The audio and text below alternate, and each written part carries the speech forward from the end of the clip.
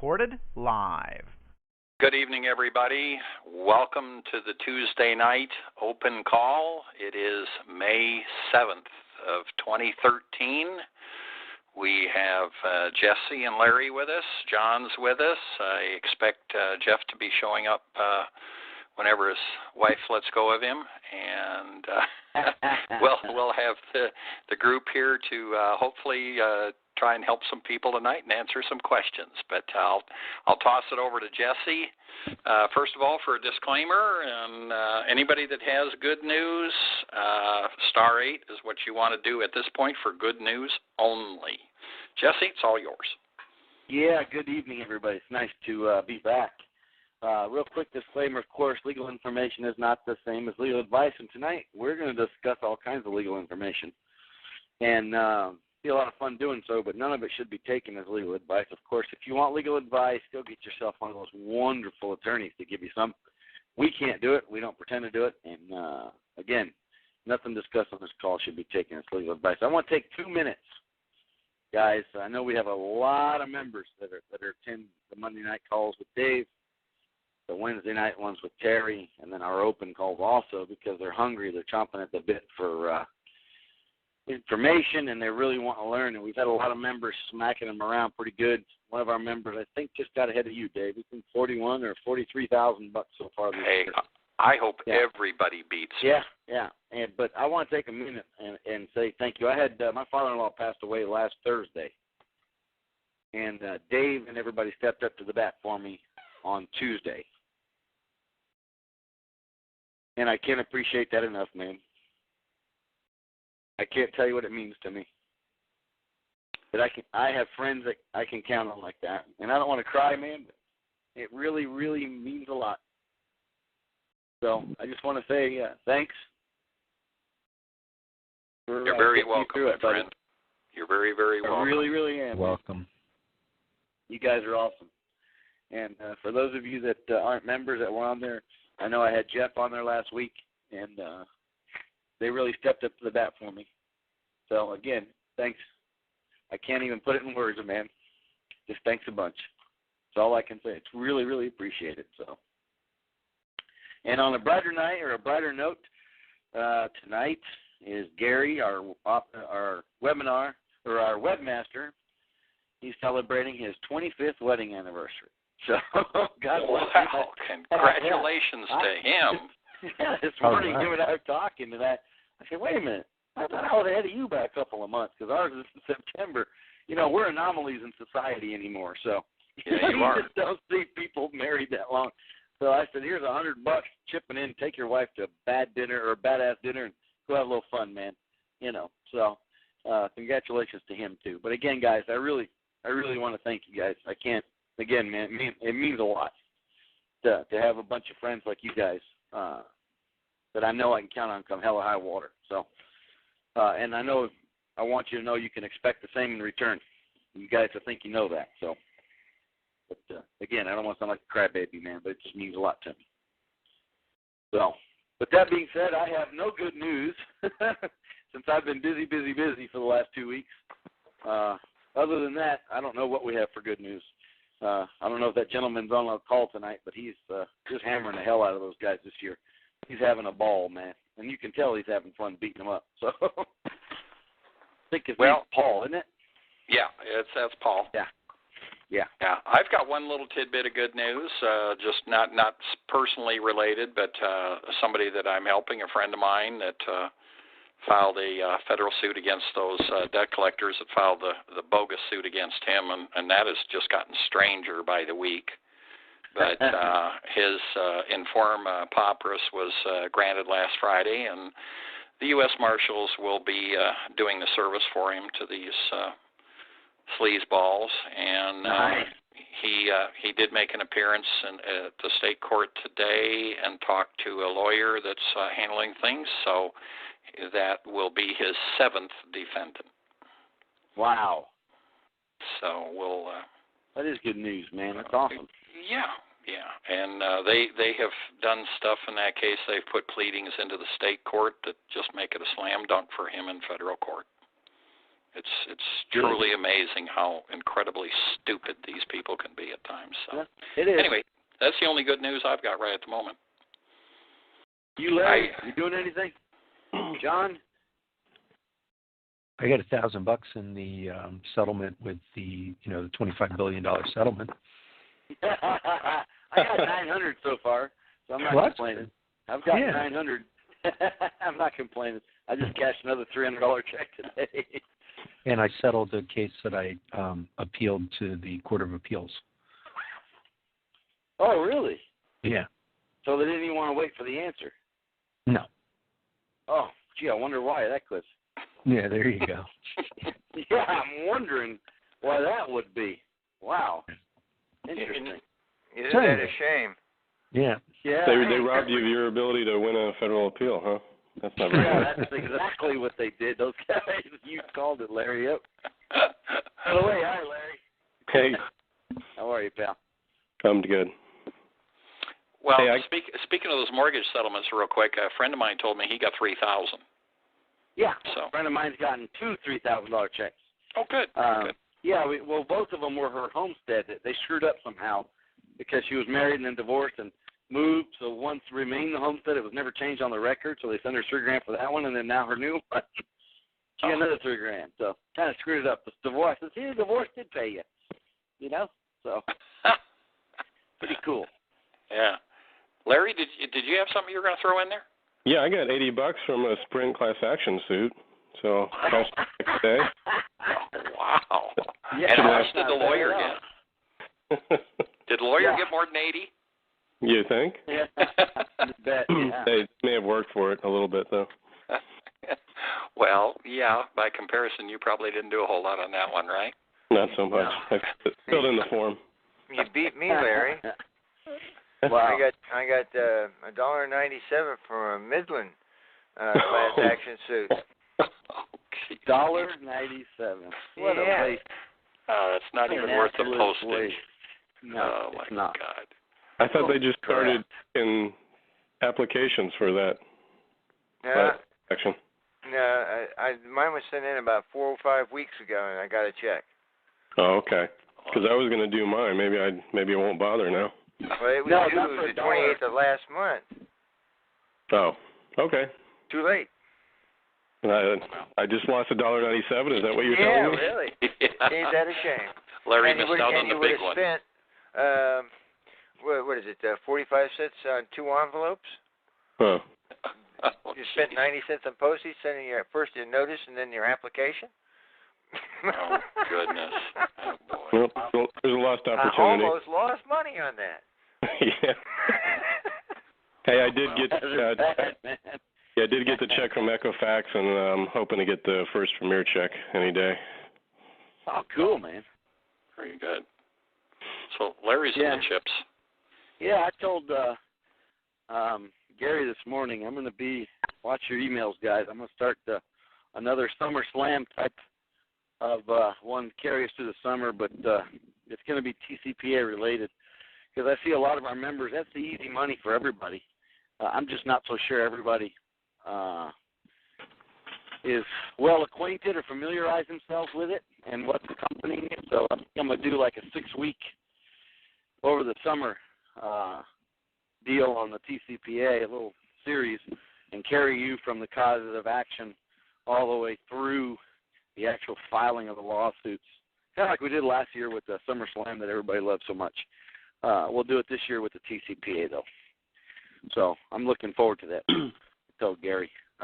He's excited. He says that's going to be good, too. So that is a bit good news, I guess. Real good idea.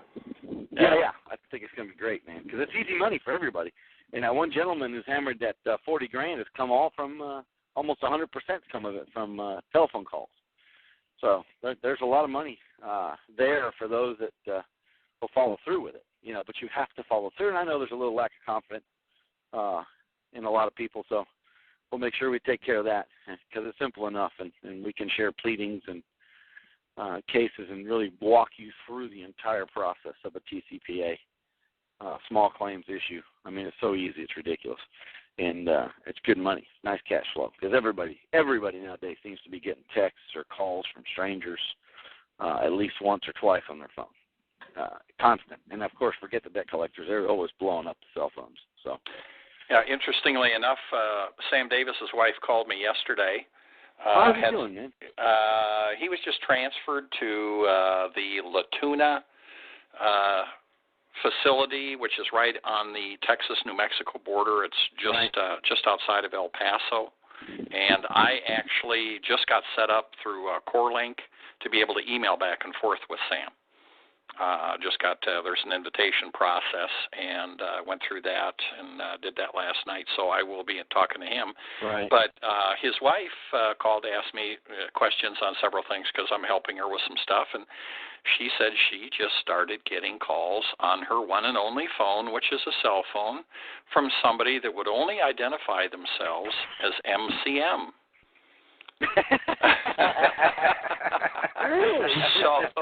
So I kind of primed her. She wanted to know exactly how to handle it, so I set her up so she knows exactly what to do about starting to document things, so on and so forth. Yeah, well, tell her to jump on. We'll probably start the first week of June. Mm-hmm. So it's going to be it'll be a fun series for everybody. It really will be. Well, she said Sam, by the way, is doing pretty well considering. Yeah, and he was just moved to that facility, and they because he had been out in Nevada, and he made quite a trip going down through Oklahoma and down to the Texas-New Mexico border. And like I said, I will be able to email back and forth with Sam, which is going to be great to be able to keep in constant, communication with him. But she said overall he's doing well. So just for everybody, and anybody that would want to give any financial support to Sam and his wife Bobby, if they want to get in touch with me, through the forum or something, if you want to make a donation, any of that is very, very, very much appreciated. Very much appreciated. So, because when Sam was moved, he had to leave all of the stuff, all his commissary stuff had to be left at the other place.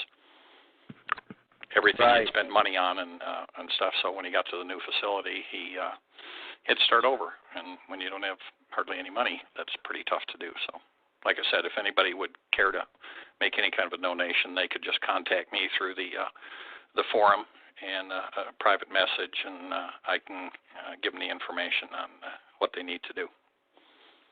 So, a public service announcement there for some good people.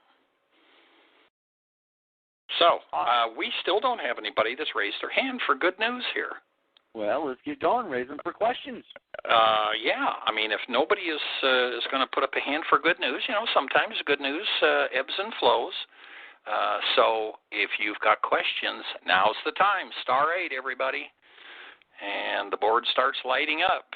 So we should have a couple of new callers. A couple out of Austin, Texas, that she just got served a lawsuit for a deficiency on a repoed automobile, and she's not received any dunning letter or anything. So get them started. Yeah. And then we have a chap out of Florida that has a rather unusual sort of circumstances that I said that I'm certain that or I'm confident that either Larry or Jesse can probably field the question.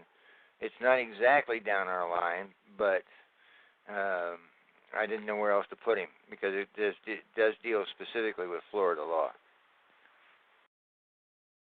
Yep. That's it. Okay. Well, let's go to Georgia for our first caller.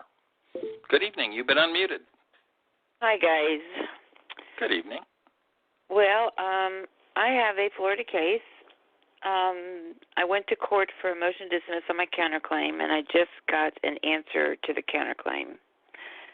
My motions for last week, I talked about the fact that they said they served my husband when they didn't, and I left a message with the attorney to try and set up a hearing.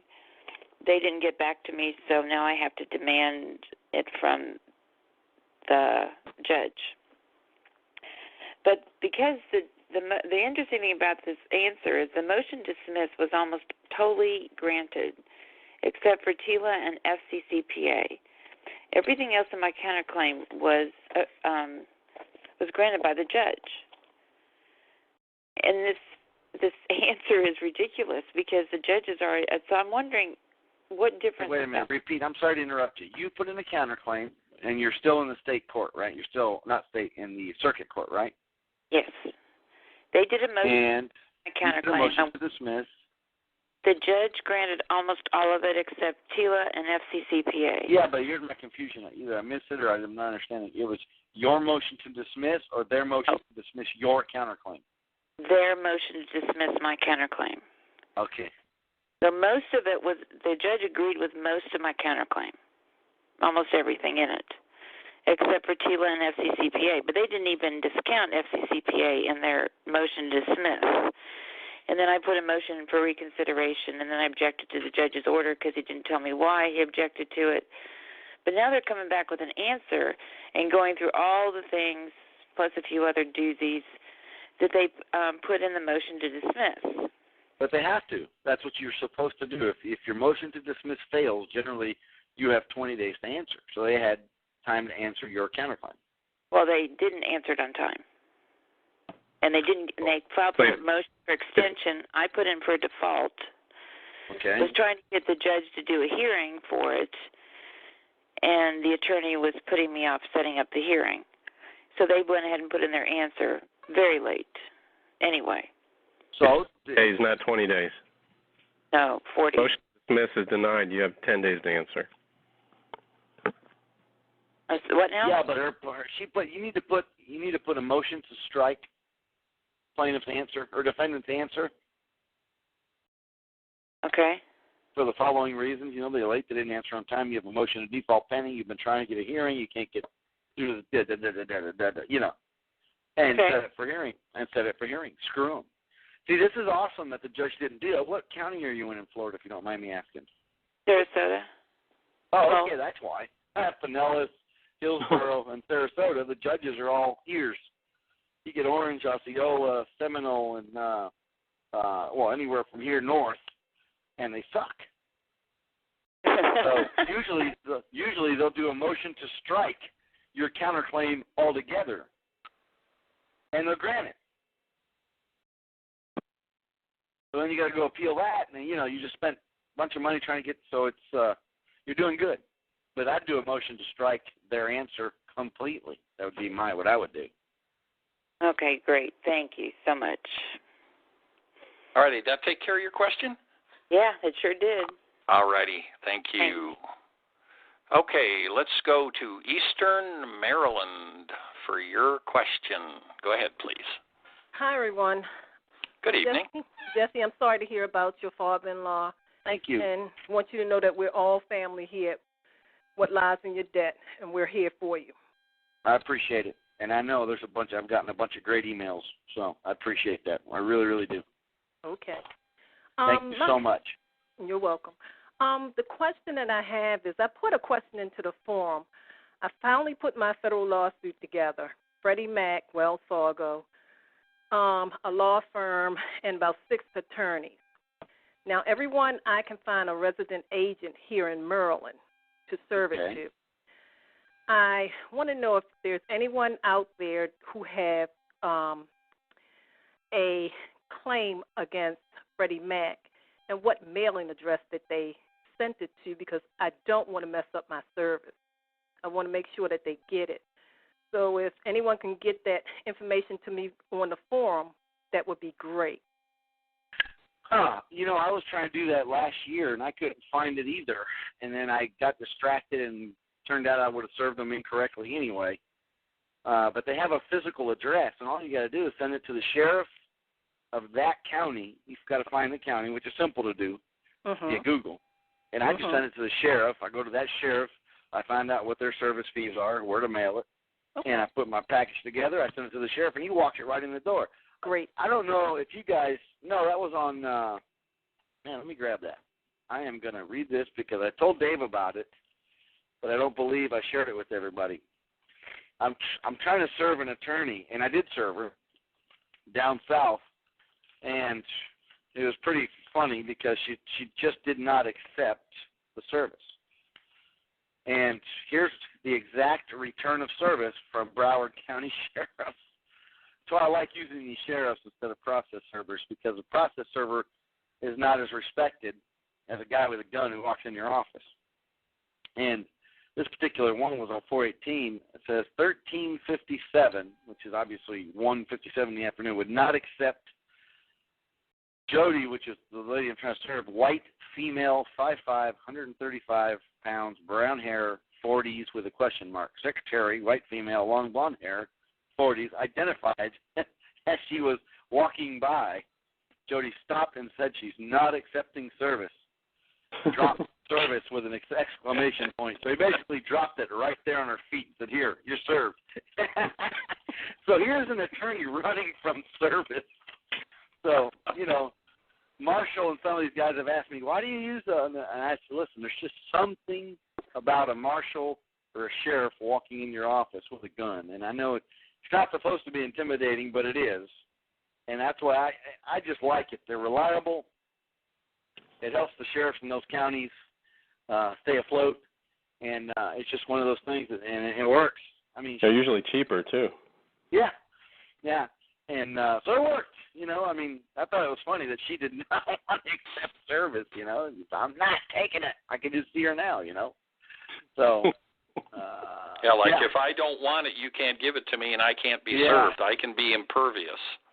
Yeah. Wrong. I love it. Yeah, I love the description he put down there. Can you imagine a judge reading that? Yeah, yeah. Yeah. It's awesome. Well, hey, that works. Yeah, why not? Oh. Okay. Have we taken care of a question here? I'm going to try it. I will try it. It works good. It works good, trust me. Okay, I don't want them off the hook. Okay, thanks a lot. I want to make a suggestion for you because I believe Freddie Mac's got an address over in Virginia. Yeah, they do in Virginia. That's their physical address. I'm not sure if it's listed as being Alexandria or not, but you have to be a little careful because Alexandria addresses and Arlington addresses sometimes will drift over into Fairfax County. So you need to look up the address to see where it is. Okay. Interesting. Okay? Cool. Good. Thanks, Jeff. You're welcome. All right, thank you. All righty, thank you. You're welcome. Okay, let's go to W.L. Shepard. Good evening, ma'am. Hey, guys, it's Wendy. How are you, Wendy? All right, how are you? Good. No complaints, I guess. She just sounds so happy. Well, I got on the call late because I've got a case from Texas that has just come across my desk, and so I've got a bunch of questions. And Dave, I know maybe particularly for you, but the first question is, you know, the cash settlement checks that went out from the banks. Okay, so if J.P. Morgan Chase is foreclosing, and the check came from J.P. Morgan Chase, but it was originally a WAMU loan, which is a fantastic thing. If she cashes the check, is she in essence like saying like that they? No, is it? Because the check doesn't come from J.P. Morgan Chase. The check came from a neutral party, who's basically paying the fine for all the banks. Oh, okay. From Rusk, I think it is. And so she's not. So she's not making it any. says clearly on there. Yeah, it says clearly on there that you're not, giving up or waiving any rights, et cetera, et cetera, et cetera. Okay. Okay. Yeah, it's right here. It's from Rusk Consulting. Right. It's from the independent, right? Because I've had $900 so far. Okay. Yeah. So I not being familiar with the process in Texas, she was sent the, I guess it's like the notice of foreclosure. There's a notice of default, and then they set the date. The date. It's very, very quick down here. It's about 3 weeks. That's what I thought. Okay, so the thought is to do like a temporary injunction something along those lines to stop the foreclosure, which they already postponed it until June 4th, and then go for quiet title. Well, again, as I always say, be careful with the quiet title deal. Don't jump the gun on that. First, get the people to go away. That's what I would always suggest. I never tell anybody run. I have probably 5 complete web pages that I could do with webinars on quiet title the right way, and I refuse to do it because I don't want people out there getting themselves in bad positions. Until, and I'll say this freely, until our judiciaries finally become a little more honest. Yeah, it ain't going to change, and, that's just part of it. So in their minds, and as people, mind you, as people, I've said this 100 times, people will, whether right or wrong, it's you're getting and I am not, and I'll be damned if I let you have it and me not.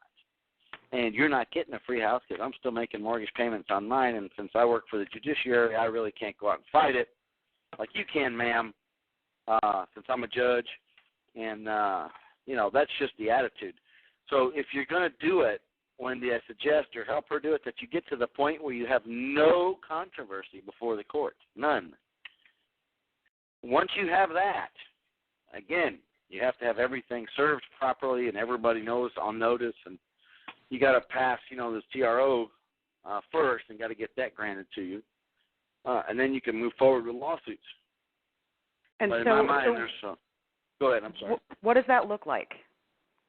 What do you mean, what does that look like? I'm being in a judicial state and really more, familiar with the judicial process. What does that look like? What is it's the same exact deal. You have to, people think that there's some big difference between judicial and non-judicial. Texas really is unique because of the time span. So it means when you get the notice of default, you immediately got to react. But all it looks like is very simple. You look at your mortgage. You look at, if it's a MERS mortgage, you look at the assignments, if there was any assignments, if you've ever been notified of assignments, etc. And I always say take the easiest path. Don't fight it. Don't make any resistance. If it's a MERS mortgage and there's no assignments on public record, then what's the assumption, Wendy? Think about it. What's the assumption? I mean, this is the easiest thing. If I got a loan with Dave Bank, but I've been paying Larry for 5 years now, but there's no assignments, there was no notice of anything, the assumption is around the surface that I'm still with Dave Bank. Dave Bank, like Lambview, is out of business. So I'm going to serve Dave Bank. Dave Bank's going to come back unserved. I'm going to serve MERS. MERS is going to come back and say, well, I've got no interest in the outcome of this litigation. You see? So I've done all the right steps serving everybody who's on the record. Here's my mortgage, Your Honor. Here's my note, sir. I've tried to serve these people. I've sent them a qualified written request. Here's the envelopes unopened. Return. I can't get anything done with these people. I'm trying to refinance the house. I need to quiet the title so I can get it. I've even done an abstract title search here from ABC Title Company. Nothing. They can't come up with nothing. There's no encumbrances on the property. The people that were here went out of business 3 years ago, 4 years ago. I've tried everything. Here, the sheriff has tried to deliver to them. The mail's tried to deliver to them. There's zero controversy before the court. Zero. I need this quiet title. You see, you've exhausted all your means.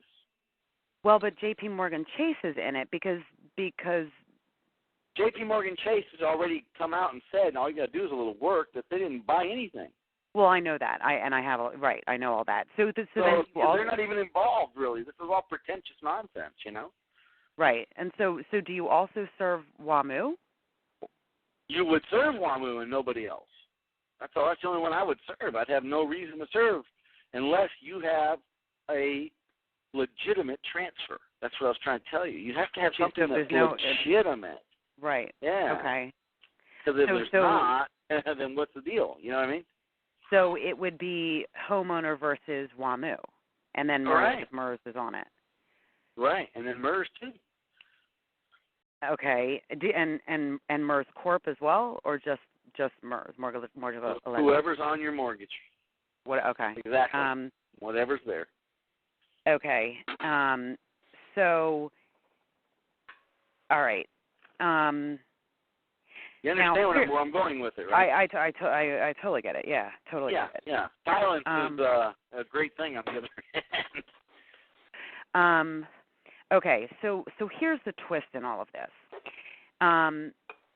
So her dad died, and on the note was dad and husband. Dad and husband. And on her, so her husband and her dad. On the mortgage was dad and husband. On the deed was dad and husband, both as married persons. Now, I don't know on the note and mortgage or deed of trust, whatever it is, if it also said as married persons. But my understanding is it's community property in Texas, correct? It is a community property state here, yes. Yeah. So, I don't know, Wendy. I'd have to look at all that. But still, my point is that that's what she's going to have to do. As far as dad goes, that's a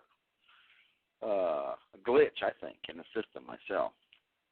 I don't know how the hell it's going to work. Because he's dead. He's deceased, that's what I'm saying. I have no idea how Texas they would handle that. Now, here they would have to go through probate. I know that. That's Florida. That's the way it works here.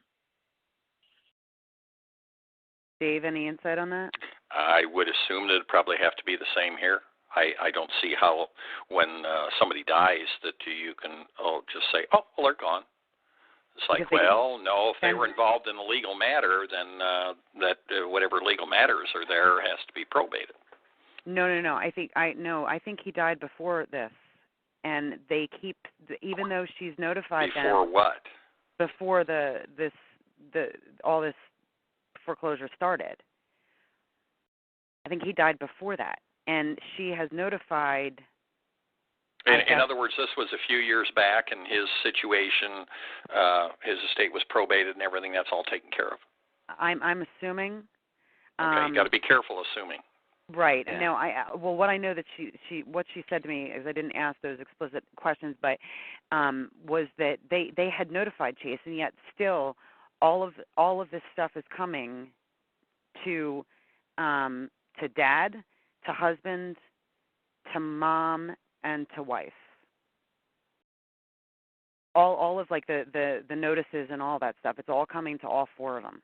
Well, when they were listed as married persons, then they're notifying the spouse of the married person, so that person is aware of what might be going on with their spouse. I think I can understand why they're doing that. It's just the dad piece of it that is the issue. Yeah, that could get a little sticky. Now, a friend of hers did some investigation and found out about like MIP. It's a mortgage insurance. Yeah. Not PMI, MIP, and found out that dad was covered with the insurance as well as husband. Now, would they have cashed that in? Your guess is as good as mine. I don't have a crystal ball tonight. I didn't know if you've heard of this before. Yeah. Well, no, but I mean, if there's something there, it sounds to me like it sure bears some pretty substantial investigation. Because if there was an insurance policy with a potential payoff, okay, did it pay? And if so, who? And under what circumstances? PMI typically covers an amount over the 80% or 90% loan-to-value ratio, so it would only cover an extension beyond a certain base loan-to-value ratio. If it was a $100,000 property, PMI would cover from over 80,000 in mortgage value, 80 up to whatever amount it was, 80 to 90, 80 to 100. She made a very distinct distinction between PMI and this other insurance. Well, here again, like I said, sounds to me like you need to do some rather intensive investigative work to find out more about that. Okay. What exactly it is,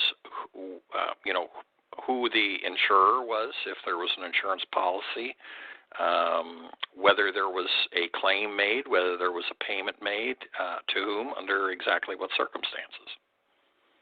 You got to put your detective hat on. Would that come out of the title company?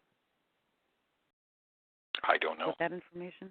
Don't know. I don't know. You might look and see if that was something that was included with things. One of the stipulations at the time they got the mortgage. It should show on the closing statement. If I was just going to say that charge. should show in your closing documents. Yeah, and it may have a document number attached to it, but somewhere the title agency should have it in their file. And what state are you in? That's it. This is in Texas. This is I don't know what it is in Texas, but like in Florida, you have to keep the files for at least 7 years. Yeah. So, and I think there's federal law on the amount of time you have to store the files too. And even if they don't have them on premises, it's often Iron Mountain storage or something someplace. And they usually charge a junk fee to cover storage. Okay. Which would be on the closing statement. So the closing statement's the first place to start. Okay. Well, this real estate agent friend of hers actually has a friend in the title agency, so she was going to try to go through him to see what she could get. So who knows? Maybe they will be able to get what we're looking for. Yeah. Now, Dave, where are you in Texas? I live in Dallas. Oh, you're in Dallas, and I'm guessing that's not near Galveston?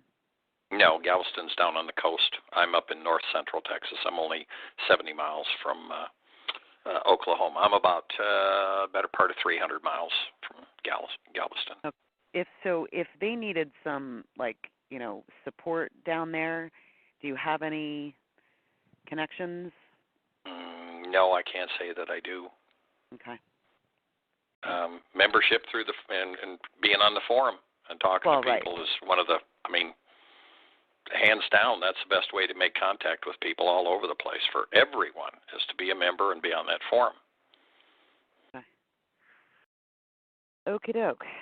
All right. That's it. And just a shout out to my 2 girls who talked to you guys right before me. I heard you guys, and I'll be talking to you tomorrow. Okay. Now we got a network of people that are exchanging information and helping each other, and that's wonderful. That's great to hear. Yep. Thank you. Thank you. All right, let's go to Plano Ferry. Plano Ferry, you have been unmuted. Or is it Piano Ferry? Yeah, it's Piano Ferry. That's what happens when you got bad eyes. Piano Ferry, we're not hearing you. Possibly your handset is muted. Hello. Hello? Hello, this is Piano Fairy. Okay. Hi. I just have a... Well, okay. You're going to have to do something about the sound behind you. We're hearing the echo there. Okay, wait a minute. Let me turn... Okay. I'm listening. Turn something down or something. Yeah, You turn the speakers on your computer down. Yeah. There. Yeah, there we go. I have sent the validation letter to Northland Group because they put I guess you call a non-permissible thing on my credit. You mean they obtained your credit file without a permissible purpose? Right, that's it. I Okay. couldn't think of the term, and I had talked to Terry Hinkle. I've talked to her a couple of times, but I haven't been able to get a hold of her for a while. So she's been sick and busy, believe me. Yeah, and I got sick too, and I couldn't really do anything with this. But I sent the letter on March 6th, and I did not get anything back. Of course, Terry said that they aren't going to be able to validate the debt because they're a third-party creditor or whatever you call it. They're a third-party debt collector. Debt collector, that's it. So is it that I go ahead and send a letter that I'm going to file suit against them?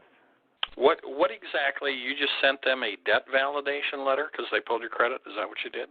Yeah, and okay. They're on my credit, I think. Yeah. Well, they have an account entry on your credit report, correct? I believe so, yes. Okay. So did you dispute it with the credit reporting agency? I did. Okay. I did all that too. And what did the credit reporting agency do? I don't know. I'm not sure what they did with that. What should have they done? No, it's not a matter of what should they have done. It's a matter of what they did. It sounds to me like you need to spend a little more time studying on this stuff and learning the terminology and the process so that you understand what they should be doing, where the potential violations are and stuff. If you start sending a notice of intent to sue out to someone and you don't begin to understand what it is that you're doing, you're headed for trouble. And I don't want to see you get into trouble. None of us want to see you get into trouble. Okay. Took the words out of my mouth, David. You absolutely did. Yeah. Okay. Well, I'm not a member. Listen, you have a year. Yeah, you have a year, so you have to you have join a year. and sharpen up your skills there before you go suing anybody. So. Okay, I thought Terry said that, you can send the letter and that you're like telling them that you're going to sue, and then they'll come back and offer you some kind of settlement. What would have happened if I were to call you right now, just like Dave's asking you questions, you can't answer the first one? The attorney's going to look at you and eat you for lunch. Go ahead and let this lady sue me. She's got nothing on me. Oh. But, see, if you know your stuff and they call you, like Dave does, he sends them pretty nasty grams, or Larry or myself, or, we don't fool around. When they come back to us with nonsense, we can squash their nonsense pretty quickly. So they know that we know what the hell we're doing. Okay. And that's the position you want to be. You want to make sure you're the sharpest knife in the drawer. At least the second sharpest knife in the drawer. But you definitely don't want them to be sharper than you. Right. I understand. Sure. Okay, so I have to study the statutes or the FDCPR or whatever it is? You got to know all that stuff. Yeah, you got to know it. Yeah, you need to move forward on your right? education. Yes. Yeah. It's going to take you a while. It depends. It's like anything else, how much effort you put into it. You put some effort into it, you can pick it up pretty quickly. If you only put a limited effort into it, it's probably going to take you longer to learn it. We all started there. I started there 2 years ago. I didn't know squat. Listen to me now. Right. Mm-hmm. So, if I can do it, you can do it, because I'm not real smart. So, but you do need to do this. Don't get yourself in a bind where you send a notice like that out, they contact you, and you're going, oh, my God, what do I do now? I don't know how to answer that question, because they'll smell your weakness and your lack of knowledge in a blink, and they'll, just like Jesse said, they'll eat you alive, and you don't want to put yourself in that position. You've got plenty of time. Please get in the website. If you're not a member, become a member and start studying and listening to the webinars and stuff. Yeah, I can't. My problem is that I can't afford to be a member. I just don't have the money.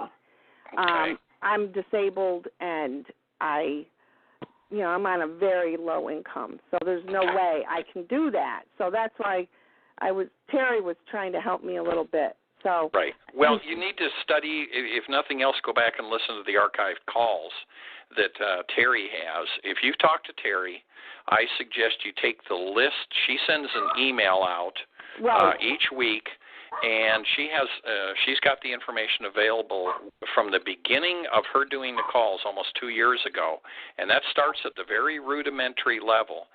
I would suggest you going back and listening to the beginning of her calls covering this stuff, those archived calls, because you'll get it right from the beginning. And that will help you move forward with your education. I think, if you're not at a point where you feel you could become a member, then I would say that's your next best bet to start learning and getting your ducks in a row, so to speak. Yeah, because she sent me the form letters, all the debt validation letter and the... Yeah, but the form letters and stuff like that don't do you any good if you don't understand what it is that you're doing, if you don't understand what the Consumer Protection Statute behind them says, and where the violations are, so that when somebody calls you to talk to you, that you can talk turkey with them, that you know the statute because you've studied it, you've listened to enough of the calls where things have been discussed, you've heard people talk about the various conversations they've had with these collectors, so that you can pick that stuff up. And that's what I would strongly suggest that you do. She did send me all those calls. And I do have them. I can listen to those. Okay. Well, I didn't know if there were. I couldn't remember if she said there was some kind of time constraints on the how much time you have. But if you have a year, then you've got lots of time. Okay. All right. Well, thank you so very, very much for your help. You are very welcome. Glad to help. Okay. Bye-bye now. Bye-bye. Bye-bye. All right. Let's go to, oh my goodness, end of the world. Hi, can you hear me? Hello. Is this the end of the world? I hope not. You and me both. That's a little premature for me. That's a play on the Maya into the world and stuff, remember? Okay, glad to finally be on there and got to play around with the software a little bit. So here I go. Essentially, looking at I'm not behind on payments, okay? Not behind on payments. I want to be, and it seems to be the method just to get behind on payments and all that bit. But say I want to avoid that and just confront the bank that's taking over and securitize the loan. I went to your site there and just had a check and had a peek. Yeah, it's been securitized and a big old Chase has it. And if I can just say, for example, if I request a forensic audit or just a general one and use all that data and with the help of an attorney, draft a suit saying, look, you guys have created all these securities frauds, you profited from it, and all these rebel signatures, the whole 9 yards, and create a lawsuit and confront him in this manner. What do you think of that route? I don't think it'll work. It's already been tried, and with these mortgage settlements that are going on, basically they've admitted they've done wrong, and it's okay. Yeah, that's so amazing. And it's so amazing that these white-collar crimes are just, people just get away with it, It really is. Don't even tell me, man. I know. I want to. Dave knows I get really, really passionate about this, but but at the end of the day, you got to approach it no different than I told the gal earlier, with no controversy, because more than likely the person you've been paying is not the person who really owns or holds that note. They're just the servicer. So confronting the servicer is going to do you no good. You really want to get to the bottom of who is the owner of that note, and whether they securitize it or not really is not going to help you in court. Meaning, if they securitize it and they didn't follow the correct procedures, then that's a great defense. But the defense of, well, you made money off of these, that's not a defense. They're entitled to make money. You've given it to them in Section 20 or 22 where it says a part of this mortgage or a part of this mortgage can be sold one or more times without prior consent. That means that they're going to sell it once. Or, they're going to sell it whole, they're going to sell it in pieces, and that means securitization. So you've given it to them. So, again, that's not a great defense. The audit is your silver bullet. You need to listen a lot. If you're a member, you need to listen. I don't know if you were on last week with Jeff or not, but it's your guide to going in and hammering these people. You never let them know that you have the gun. You just keep that to yourself. But all these bullets, you get all these bullets, and they're going, where are all these bullets coming from? I remember, listening in, not live, but afterwards, I listened in, and he was quite knowledgeable. And not to present it, in the case, I remember hearing that as well. You don't want to, show them your toolbox and with the tools. Yeah, you just don't do it. You just don't do it, But then, Jesse, so it seems to be that the method is just to first get their attention and be behind payments for 2 years and then follow through. Is that the suggestion on the script? No, I don't suggest anything because everybody's got a different outcome or a different goal. You know me, I just went after them before with qualified written requests. I let them shoot themselves. You know, I always look at the original documentation.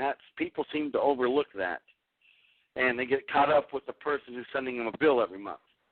And that would mean absolutely nothing to Dave if he's a servicer and really I had my loan with Larry. You see, it would mean nothing to Dave. If he threatened me, I could care less. You know, the only one who's going to care is Larry. So I got to get to Larry. And if I can't get to Larry, absolutely just can't get to Larry, then, like I said earlier, then you're in a position to where there is no controversy before the court. That is very key to remember.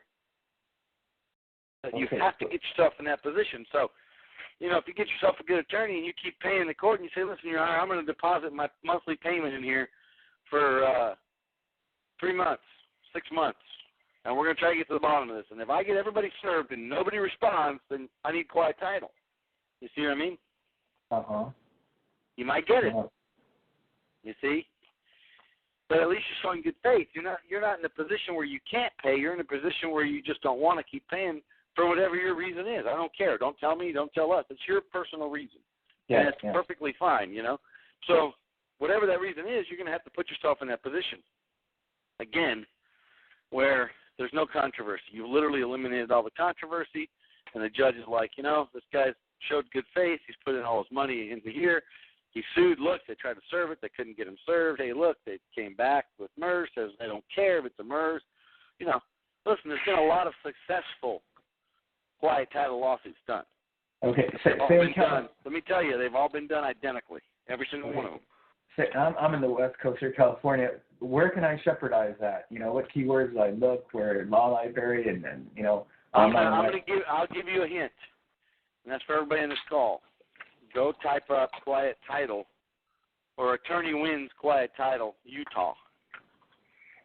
You guys done about 10 or 12 of them over there.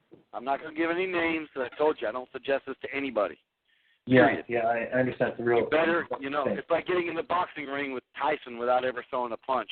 You're going to get your butt just pummeled, you know. At least you might have a chance of surviving if you had a little training.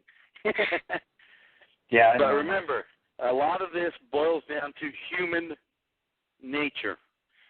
And I always call them haters. That's just the way people are. Oh, you got this. I can't let you have this. I don't have that. Why should you have it? Well, who are you to judge? You see what I mean? But unfortunately, that's just the way we are as people. It sucks, but it's reality. Whether we like it, don't like it, agree or don't agree, don't care. It is what it is. So just kind of know that when you're going in. Okay, but say this case took place in Utah. Will it superimpose, you know, the laws out here? Will it apply with California? It's not a matter of laws. These are all federal laws. It doesn't matter. If I sue you and you don't respond to my lawsuit, you lose. Yeah, okay. It's that simple. I don't care if you're here in China. It doesn't matter. If I sue you and you don't respond, you lose. Done. I don't care where you live. Okay. That's the whole premise. That's the whole premise. Like I said, anybody who's interested, I don't suggest you go out and do it, but I suggest you study up on it. Okay. And you really want to get in that position because all the pieces have to fit together. If you're missing one of those pieces, you're done. You're not going to win. You're not going to be successful, I promise. It's got to be so perfectly executed, or lack of execution on their end, that it's in your favor 100%. If it's not, I promise you, you're not going to win. You're not going to win. But if there's no controversy, now what's the problem? None. You see what I mean? So just go study those up. They're out there. The docs are out there. You can get the documents right from the courthouse down there. I made a call, paid the clerk. She mailed them to me. Done deal. You can do it. All right. But it's going to cost you a few bucks. And then you can study up 6-8 months, get on it, research, do your homework, and then if you want to go for it, God bless you, man, go for it. That's why I don't suggest it. It's not on our site. Larry and I talked about this a long time ago. I've talked about it with Dave, you know, John, everybody. I just don't. I don't want people getting in trouble. I just don't want you to get in trouble. It's one of those things that you just pretty much have to have perfect, and if you don't, you can end up in a problem. And you know, it's not something where you can be kind of sloppy. That's the bottom line. Yeah, it appears the alternate route that ran into a friend that, he had someone reorganize his loan and stuff with the bank, and he told me, just to quit paying, man. And I thought, man, that sounds funky. There's a big issue going on now, even with the banks, it's defenses where you come into foreclosure and, the banks tell you, just quit paying, and then we can look at a modification. So you do it, and meanwhile, they're freaking foreclosing on you. You go, hey, wait a minute. You told me to quit paying. I didn't want to quit paying. You told me to quit paying. Yeah, but when you didn't pay, you violated your agreement. So we're going to take your house. Yeah. They don't care. Uh-huh. So you got to remember, the banks and all those people, those are all fictional entities. Fictional entities have no emotions. Don't ever expect them to have any. Yeah, I can see the corporate world's that way. I can see that. Okay, there you go. Well, hey, thanks a bunch. I'll hear the other guys talk, and thanks a lot. All right, nice talking you're very to you guys, welcome. and we'll see you once again. Mm-hmm. Okay, let's go to Wendy again. She managed to get up at the top of the board here. You just like us so much you had to come back, didn't you? I thought of another question I forgot to ask you. But in the meantime, Sherry filled me in. MIP insurance is FHA insurance on a Ginnie Mae loan. So that answers that. So they're the insured. Yes.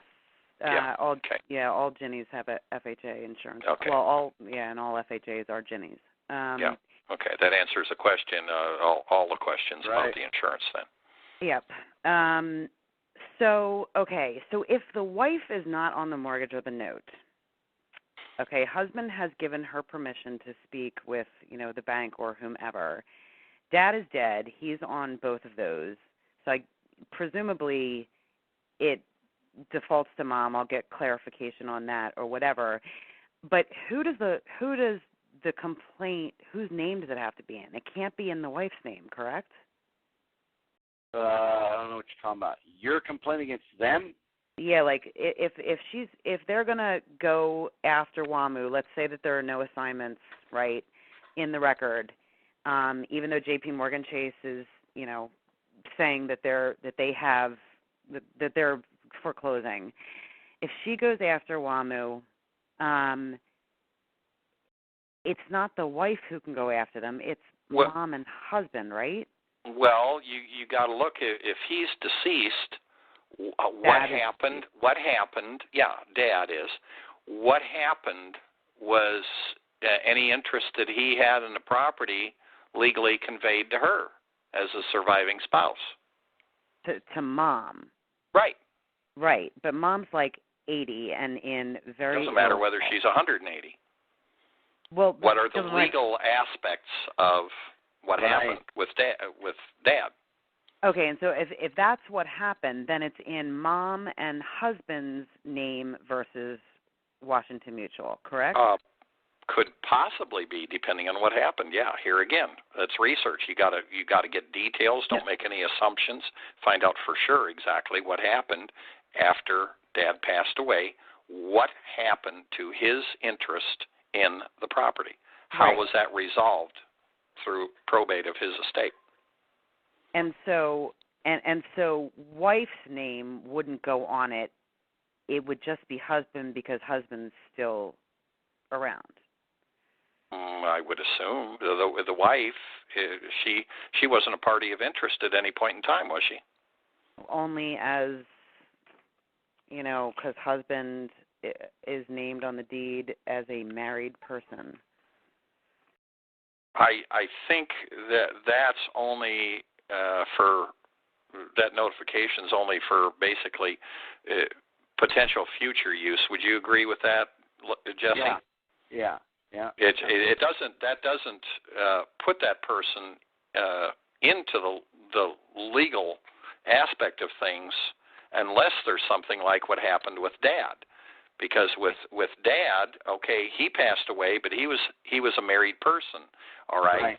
If he has a surviving spouse, then she potentially would move into his spot. Right. But with the other situation, with both of them alive, that doesn't change anything. It'd only be the husband.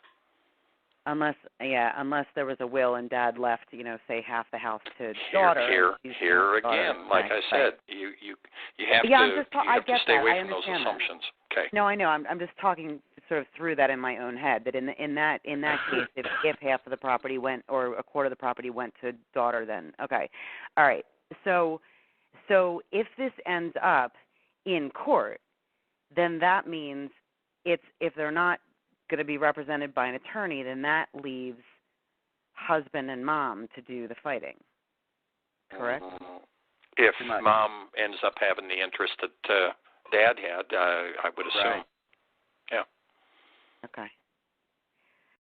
And therein lies the rub. Okay. All right. That's it.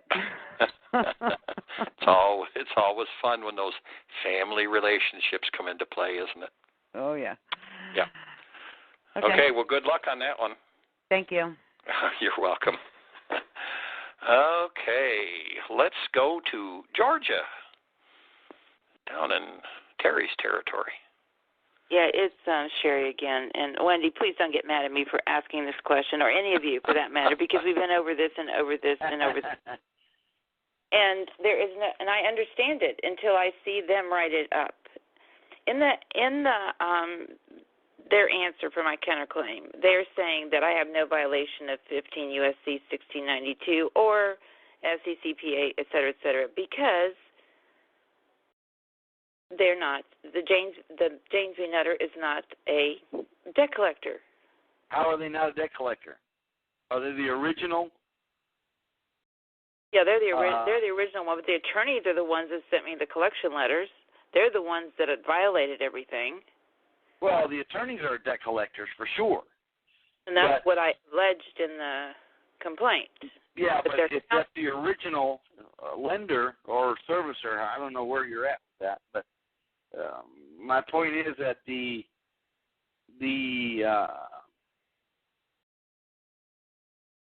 servicers, if they're the original ones, would fall under the FCCPA here in Florida because it applies to original, right, creditors. Well, they say and the FCCPA, yeah, the Florida state statutes do apply both to the attorneys and to the original. The FDCPA would only apply to the attorneys. I know, but they're saying that none of them apply. None of the things apply. Well, and they keep do lawyers never lie? It's irrelevant. Yeah, I understand.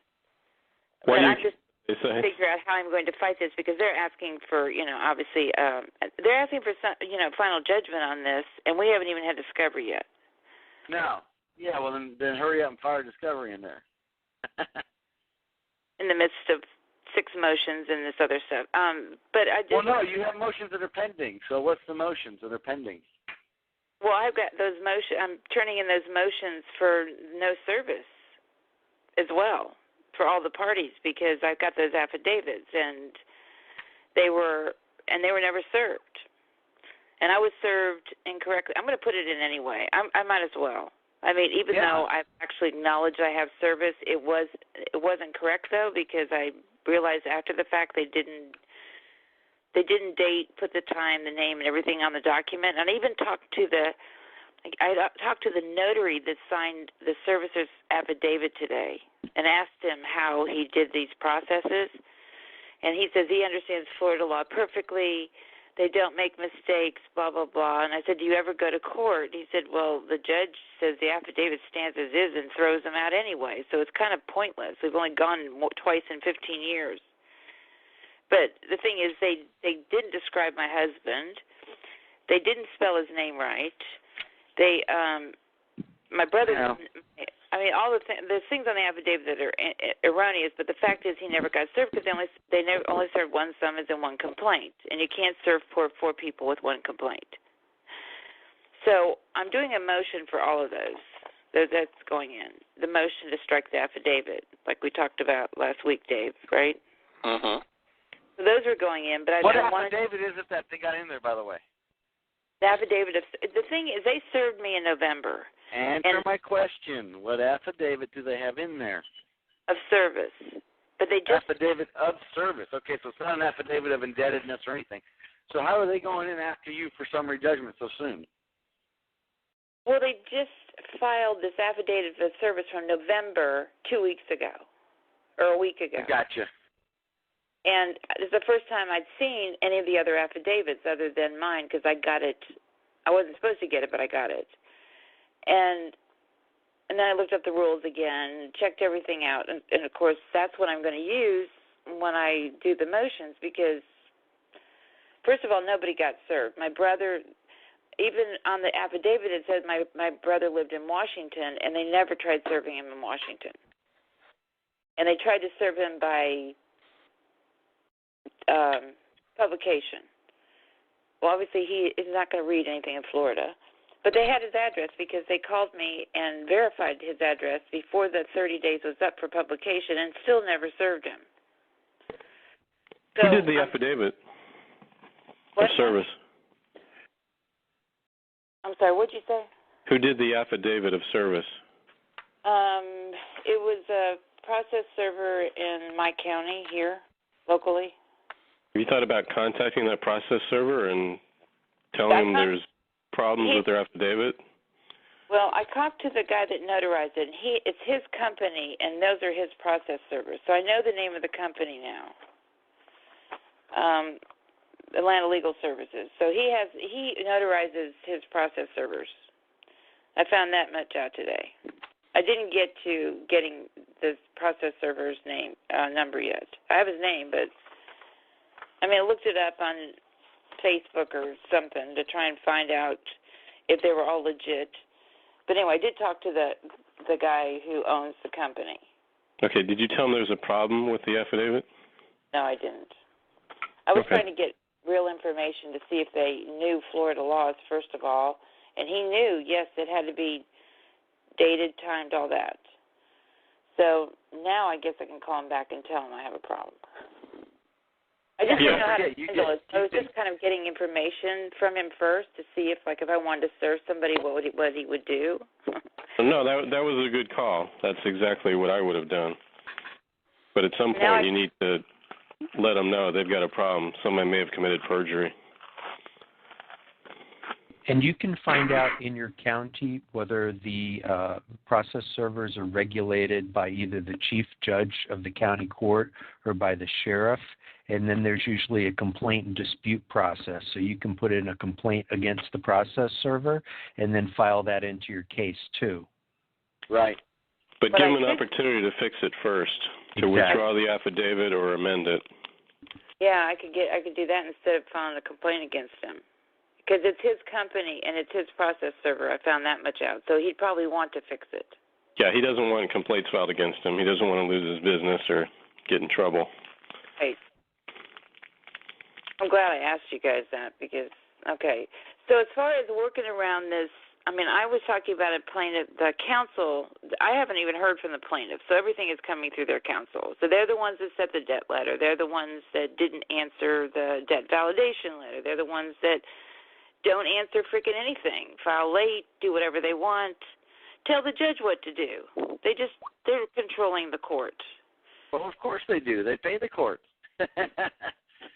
Well, when I looked at it's just a nasty reality. But, everybody on this phone call has to realize it's all our fault because the system is the way it is because we've been playing with our cell phones, watching porn, and not handling our business. So nobody else is to blame but all of us on this phone and everybody else out there. We don't take things into our own hands. So the situation is simple. The banks own everything. Yeah. It's that simple. It's that simple. So, I found out years ago here in Florida, if you look, and you can find it yourself if you want to pay the couple $100, go over to the, Dun and Bradstreet and type in whatever county court you live in.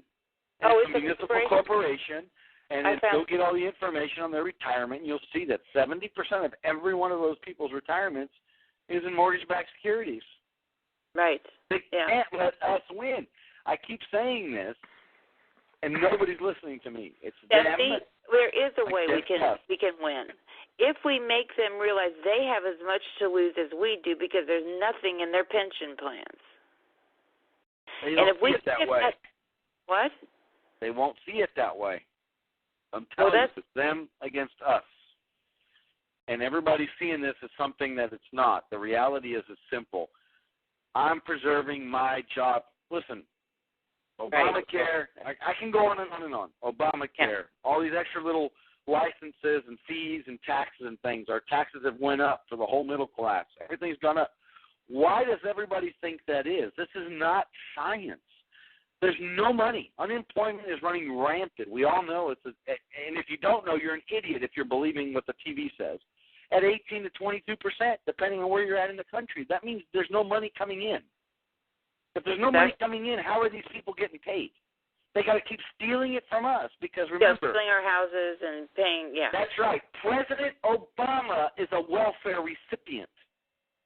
And every one of the cronies that works in the government, including the local janitor at the courthouse, all the way to the president of this country, is a welfare recipient, right along with the person with the EBT cards, because they got to steal it from us first to pay themselves. You see, when they steal from us to pay themselves, it's no different than the guy going to the welfare line and writing and applying for benefits. And they're seeing that where the hell are we going to get the money? We got to keep stealing from them. We got to keep taxing them. We got to keep taking. It's self-preservation. That's all it is. So I see it exactly for what it is. And I look at the president. I don't look at whether he's black, white, or anything. Could care less if it's him, Clinton, or Bush, or anybody. They're all welfare recipients, and they're all after their own preservation. That's all it is. And you know what? They're people. And they do the same thing. You would do it. I would do it. Everybody would do it because they're looking at it going, man, what are we going to do? Again, the only way to do it is to not pay. If you don't pay, you want a peaceful revolution, go to your employer tomorrow and say, I've got 9 dependents, and there's 0 cash flow going in. But it's a bear to look at this and say, wow, how come I'm starving or I'm having a hard time, or people on this phone call like that poor gal that just said my income won't allow me to pay $49 a month, but I can be a president for 4 years and make $500,000 a year for the rest of my life? I can be a congressman and make $150,000 or $200,000 for the rest of my life? Along with their wives. Okay? My kids can't go to college because I can't afford it. Your kids go to college, and on top of that, they don't have to repay student loans. Congress is trying to get out of and get an exemption from Obamacare while they stick us with it. Something's wrong. Something's really, really wrong. And people just are asleep at the wheel. And until you cut off the money, it will keep going. That's all I'm going to keep saying to everybody. Nobody seems to listen. No, we hear you, Jeff. We're just trying to figure out how to do it. Yeah, how to work with it. Well, trust me, I'm working on that. Dave knows what I'm up to. I'm working on it. There's got to be an awareness level out there. There has to be. And if you don't realize that, April Charney's done a really good job of helping. Well, listen, again, self-preservation. You got 2 attorneys, one that's for the banks and one that's against the banks. Unfortunately, the camp on the side that's for the banks knows that it's easy because the judges are on their side. The judges are uneducated people. They're just there. They don't know what the hell really the laws are. They have no clue, and it's easy for them. It's easy for them to get rulings in their favor. They can break the rules. The judge is okay with it. They can be dishonest. They can commit fraud openly in the court, and the judges are okay with it. So, again, till we put our foot down, we Americans, the taxpayers, the people who are supposed to be running this country, and change things out there, change the way things operate. My father-in-law, God rest his soul, he has a stamp that he put on every one of his envelopes, and he put it on all his currency. Literally a big stamp, and he defaced all the currency. He says corporations are not people, and money is not speech. And he's like, what is this? Is America stupid? A corporation is not a person, and you can't treat it as such. And yet our Supreme Court, supposed to be the highest court of the land, says that money is speech, and people are corporations. What the hell is wrong with these people? They're getting paid off. That's what's wrong with them. They got more money than you and I. So when the servants have more than the people who are paying them, we become slaves. Those are serfs. It's serfdom. That's the way it used to be. And until we stop that, we pay for our own demise. We actually pay for our own demise, our children's demise, our grandchildren. You guys know I'm passionate about it. You guys know I'm very passionate about it. And, Well, you saw what happened last year. I was a delegate all the way to the National Convention. Yeah, well, and just remember, we have no choice anymore.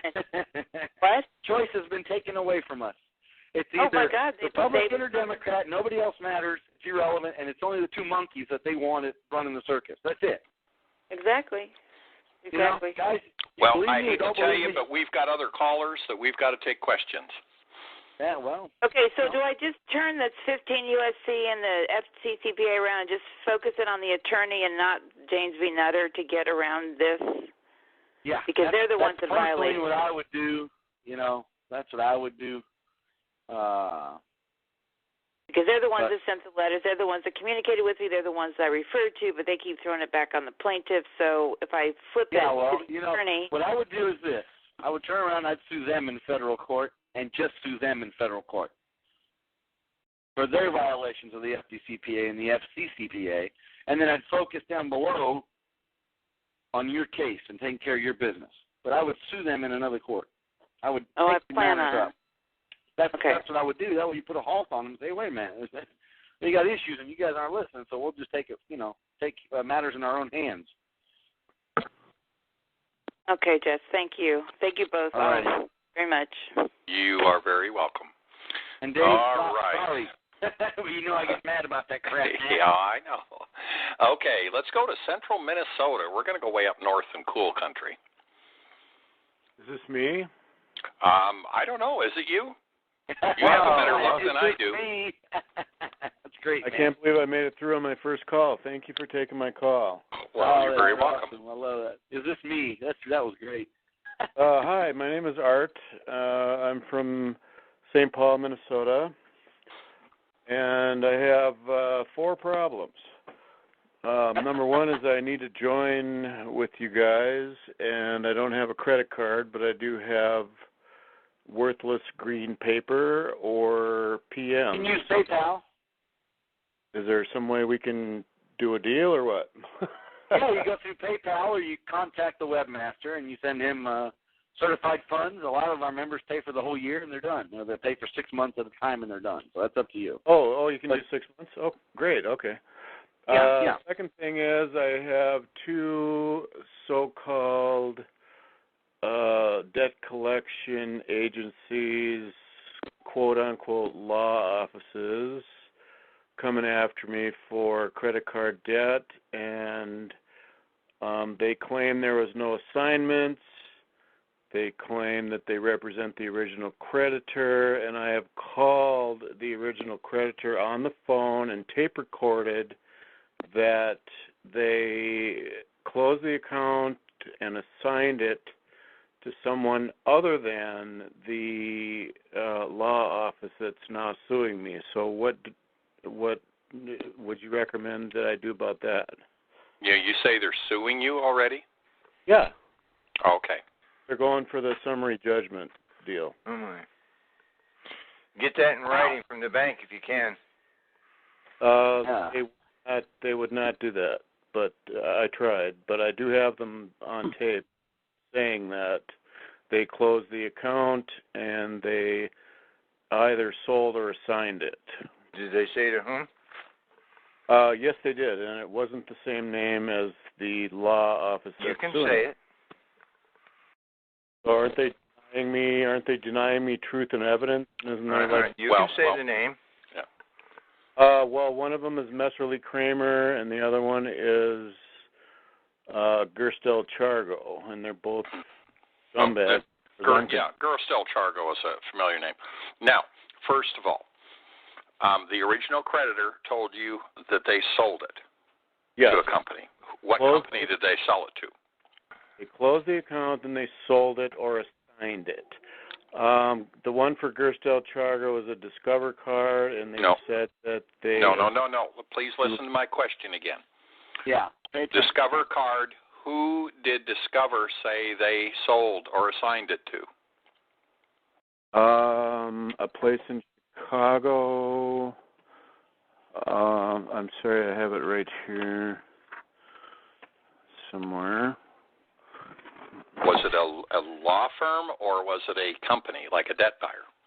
Oh, it was a law firm, but I looked them up, and they are a debt buyer. Okay. Nice. Okay, and then the other one? Messerly Kramer, and that one was to the National Attorneys Network. I know that one. Who was the original creditor, and who did they sell it to? For Messerly Kramer, it was Capital One, and they sold it to National Attorneys Network, who sold it to Messerly Kramer. And I did have a lawyer here that was working on a foreclosure for us last year that we ended up having to move, but I still would like to get even with Wells Fargo on that deal because that was total fraud, and they there's no room for revenge here. Well, they even admitted that they didn't own the note. There's no room for revenge. Oh, okay. All right. We don't deal with revenge. We deal with making people accountable for their violations of our rights and of the law. Okay, well, I feel like my rights were violated for sure. Well, that's okay. You can be for sure they were. That's right? okay. We just want to make sure that you understand the perspective that we come from. It's a matter, we don't deal in being vindictive. It's a matter of, okay, if they broke the law, if they violated our rights, and we have a private right of action, then we are going to exercise that, and we're going to go after them and make them accountable for what they did. Oh, exactly. No, I mean, I'm not vindictive. I just want them to pay for what they did, and I feel like it was total fraud, all the way through. Yeah, your situation with your two credit cards, I'm assuming you're being sued on both of those? Yes, and they're coming up shortly for the hearings, so like next week, the 15th. It's... Boy, this is kind of short notice to try and figure out exactly what you've got. Have you answered them yet? I didn't answer. I did answer the one from Gristel Chargo, and that's actually on a dismissal motion to dismiss. The other one I didn't even answer because it was like $300 and some, and I just thought, why bother? Because I have Capital One on tape saying that they sold or assigned it to somebody else. Okay, you always should answer. deal with it. Never, ever ignore something, even if it's $40. That's right. Well, I didn't ignore it. I just didn't want to... you said you didn't answer it. So you ignored it. Yeah, but it was $300 and some. It doesn't matter whether it was $30. You should not ignore any lawsuit that is filed against you. Oh, okay. Because that can end up, I've seen it where there's been something for $200 or $300, and there's been $800 in attorney's fees added to it, and all of a sudden somebody's sitting on $1,000 or more in a judgment. Oh, wow. Okay. Yeah, you don't ever ignore something when you've been sued. That is not a good policy. I did answer it as far as through the mail to the attorney's office. But That's not an answer. That's not an answer. To the court. You have to answer to the court. No, wait a minute. Everybody, we're talking about Minnesota here, Jeff. Remember Minnesota's got that screwball system where they haven't actually filed things with the court. Until you answer. Until you answer to the attorney that sends it to you. Exactly. Because if you go to the court and ask, has there been a suit filed against me, they'll say, well, no. That's their little catch-22 deal in Minnesota where they screw everybody. Right. That's a very corrupt system you have up there. Oh, it's horrible. Yeah. Yeah, we know that. It just hit me when you saying Minnesota. I was like, whoa, wait a minute here. Yeah, I had forgotten about that one. Yeah, but so you responded to the attorney. Yes, immediately. Okay, and what happened after you did that? Yes. And what happened after you responded to the attorney? Oh, well, they kept sending well, they sent a discovery, and I sent back a discovery asking for proof that they represented Capital One. Did you answer their discovery? Yes. Yes, I did. And then they denied that there was any assignments. They denied, they denied everything and said, oh, no, Capital One is the original creditor and we represent them, even though I tape recorded. Yeah, but see, what you have to understand is that tape recording, even if you could use it, is only evidence, it's not proof. Oh, okay. So how do I get proof then? Do I need to subpoena somebody or? Well, that is we'll hold that thought for the time being, and let's move on to some other aspects of this situation first. Yeah, you've got a couple of different things here, and there's a lot of confusion in my mind of exactly what all's going on with what, to be honest with you. Yeah, mine too. Okay. How can I clear it up?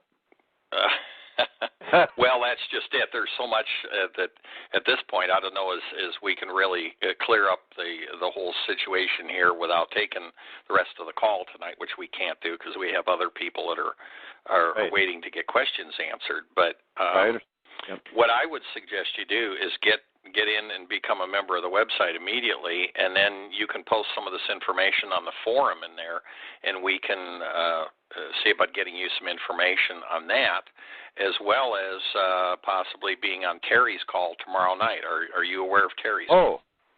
No, I wasn't. Okay. One of the first things you probably want to do is you got a hearing coming up on the 15th, right? Yes, and that's for filing a motion for would be a continuance. Continuance. There you go. I don't want to say postponement, but continuance. Okay. And ask for 60 days. They may give you 30, but ask for 60 days. Right.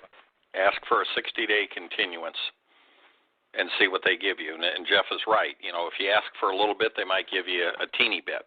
If you ask for more, they might say, no, there's no way I'm giving this guy 60, but I'll give him 30. And maybe 30 is what you wanted in the first place. The whole idea of what Jeff is saying is that it buys you some time to learn here, to get in and get yourself more educated to be able to handle this coming into these final stages. And then, I hope you're writing some of this down. Yes, I am. Yep. Okay, good. Now, once you become a member, go into the website, and I'm not sure where it is. The notice of dispute and the affidavit. That's probably in the beating credit cards section. Right. There's an affidavit in there that says that something to the effect of "This is not my debt, and if it is my debt, it's not the right amount. If it is the right amount, then the creditor is wrong," and so on. You'll recognize the affidavit when you open it up and read it. You want to file that in, and you also want to file in a dispute, which is also there. The notice of dispute? Notice of dispute and an affidavit. All right. What we have to do right now basically is get you some time and muddy the waters. Right. Now, let me tell you that if you stay on the call, at the end of the call, I will announce, and that'll be about a half hour or so, whatever it is that we finish up, that I will make an announcement on how to get on Terry's call. So just listen for that. Oh, okay. And these calls are recorded, so I suggest you download it. Right. Oh, definitely. Yeah, I know where to get that. So. Okay. Yeah. Well, thank you very much. I appreciate you taking my call. You're welcome. You're very welcome. Yeah, you're unfortunately being in Minnesota, you're in kind of a lousy situation there as far as how the court system is set up. It is literally set up to screw people. It's strewn with bodies. And, I'm aware of that. Yeah, and we are too. It's not lost on us, believe me. And we'll help you as much as we can. All right. Thanks very much. But if I do join the group, I can probably figure a way to get myself clear of all this. And well, that's up to you. We can help you get information. There's a forum in the website. As soon as you get in and you become a member, and a way to do this quick is do it through PayPal.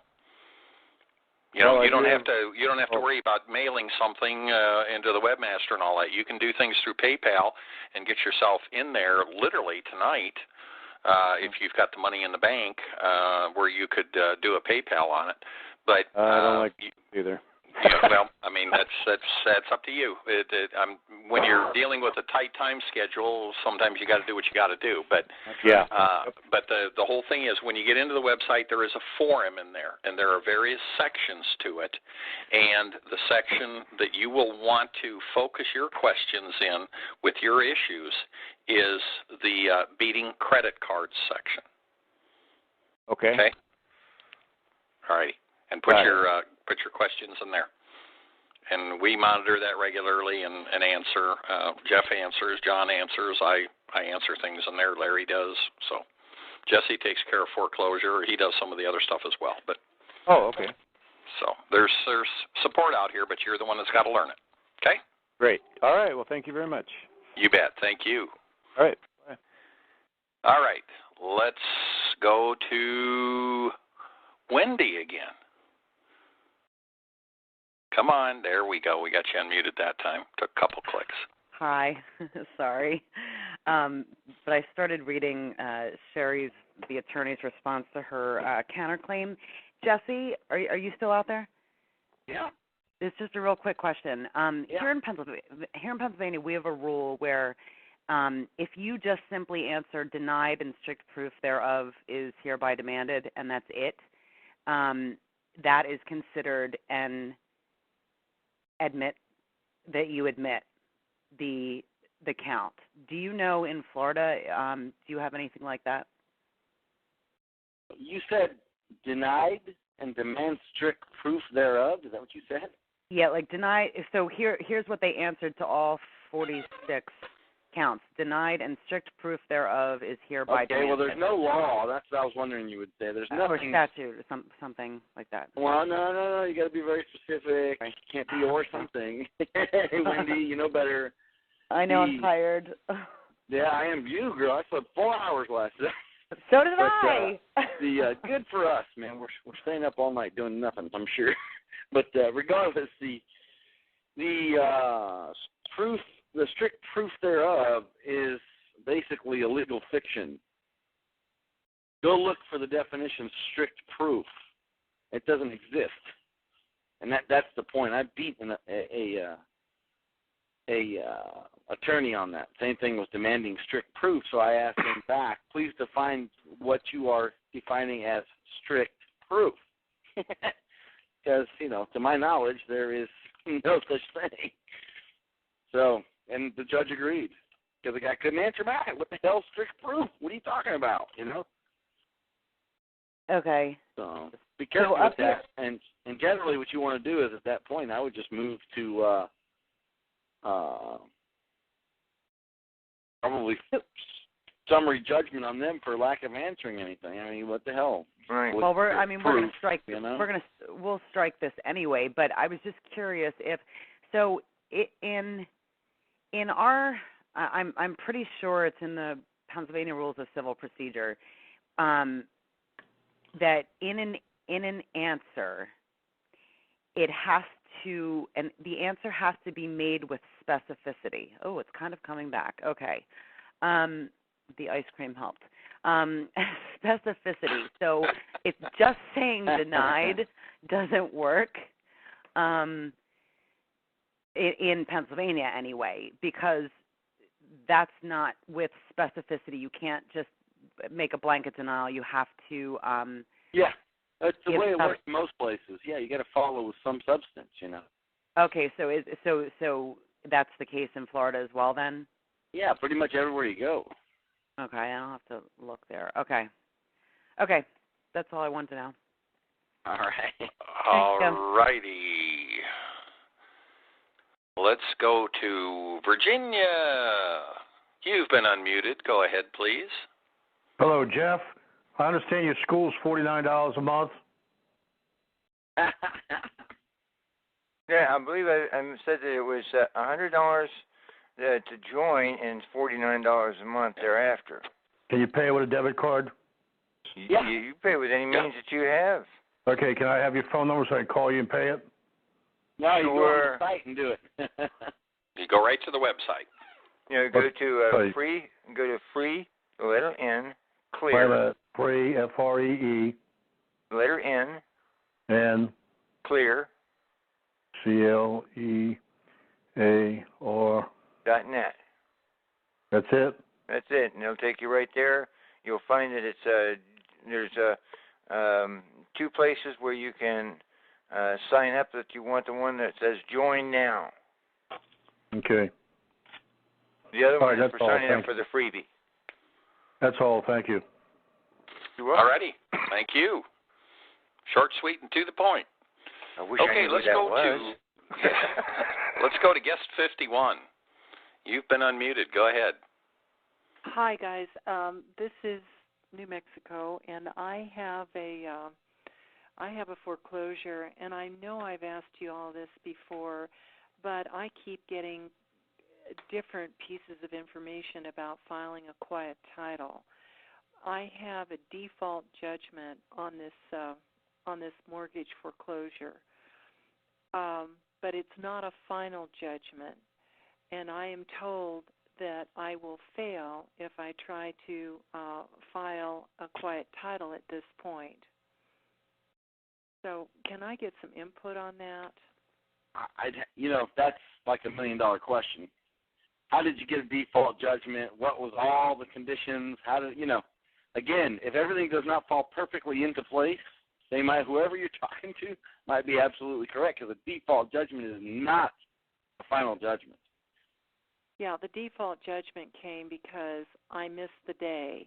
The hearing was on November 1st, and I showed up November 2nd. Now even worse, I was assuming you had the default judgment against somebody. In fact, they have it against you. Correct. So if you were to move in for for a quiet title, they'd laugh you out of the courtroom. Simple as that. Yep. Even though it's not a final judgment. No, you should appeal that. Yeah, you need to appeal that and then go after them and get that reversed. That's your first line of defense. That's where I'm at right now. Yeah. Well, when you get all that done, then you can consider a quiet title.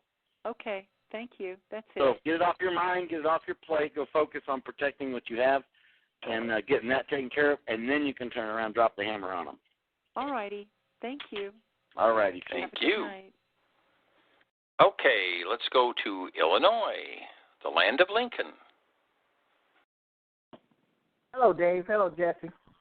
Good evening, man. How you doing? Good. My condolences to you and your family. Thank you. Appreciate it, man. Okay. Jesse, I am being foreclosed on by Bank of America, who picked up my servicing rights from Taylor, Bean & Whitaker when they went bankrupt. Okay. They picked up the servicing rights, right? Servicing rights. Yes, correct. Servicing rights. Now, I did file a qualified written request to them. And is it pretty typical for them to hire an attorney to represent them in the response to the qualified written request?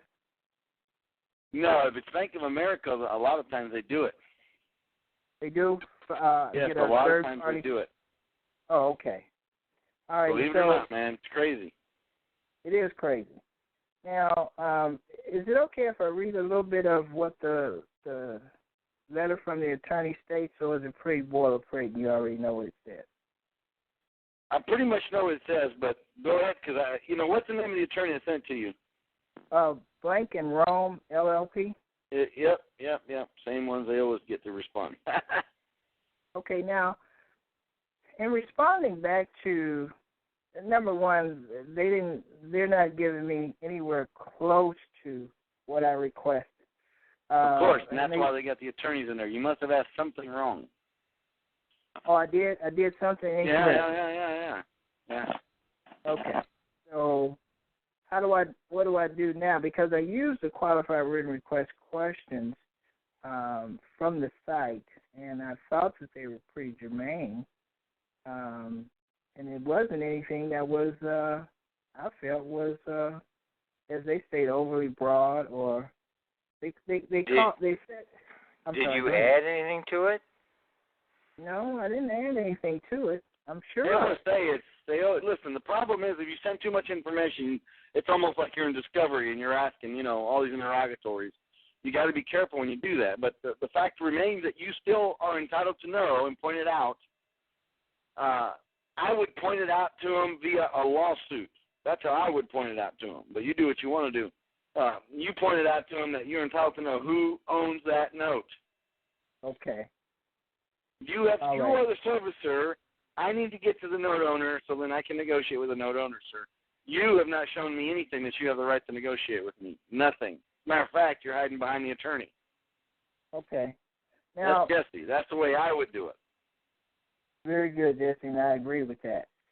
The other part that kind of confused me a bit, if they hired an attorney to respond to this qualified written request, why then does the letter state that if I need additional information, it says, based on the foregoing, Bank of America considers the issues raised in the letter resolved in providing the above response. Under whose opinion? Bank of now, America remember, is... who is doing the servicing? Who is doing the servicing? Bank of America is doing the servicing. No, sir. I'm asking you a very specific question. Oh, I'm sorry. I'm going to see if you catch it. Who is doing the servicing?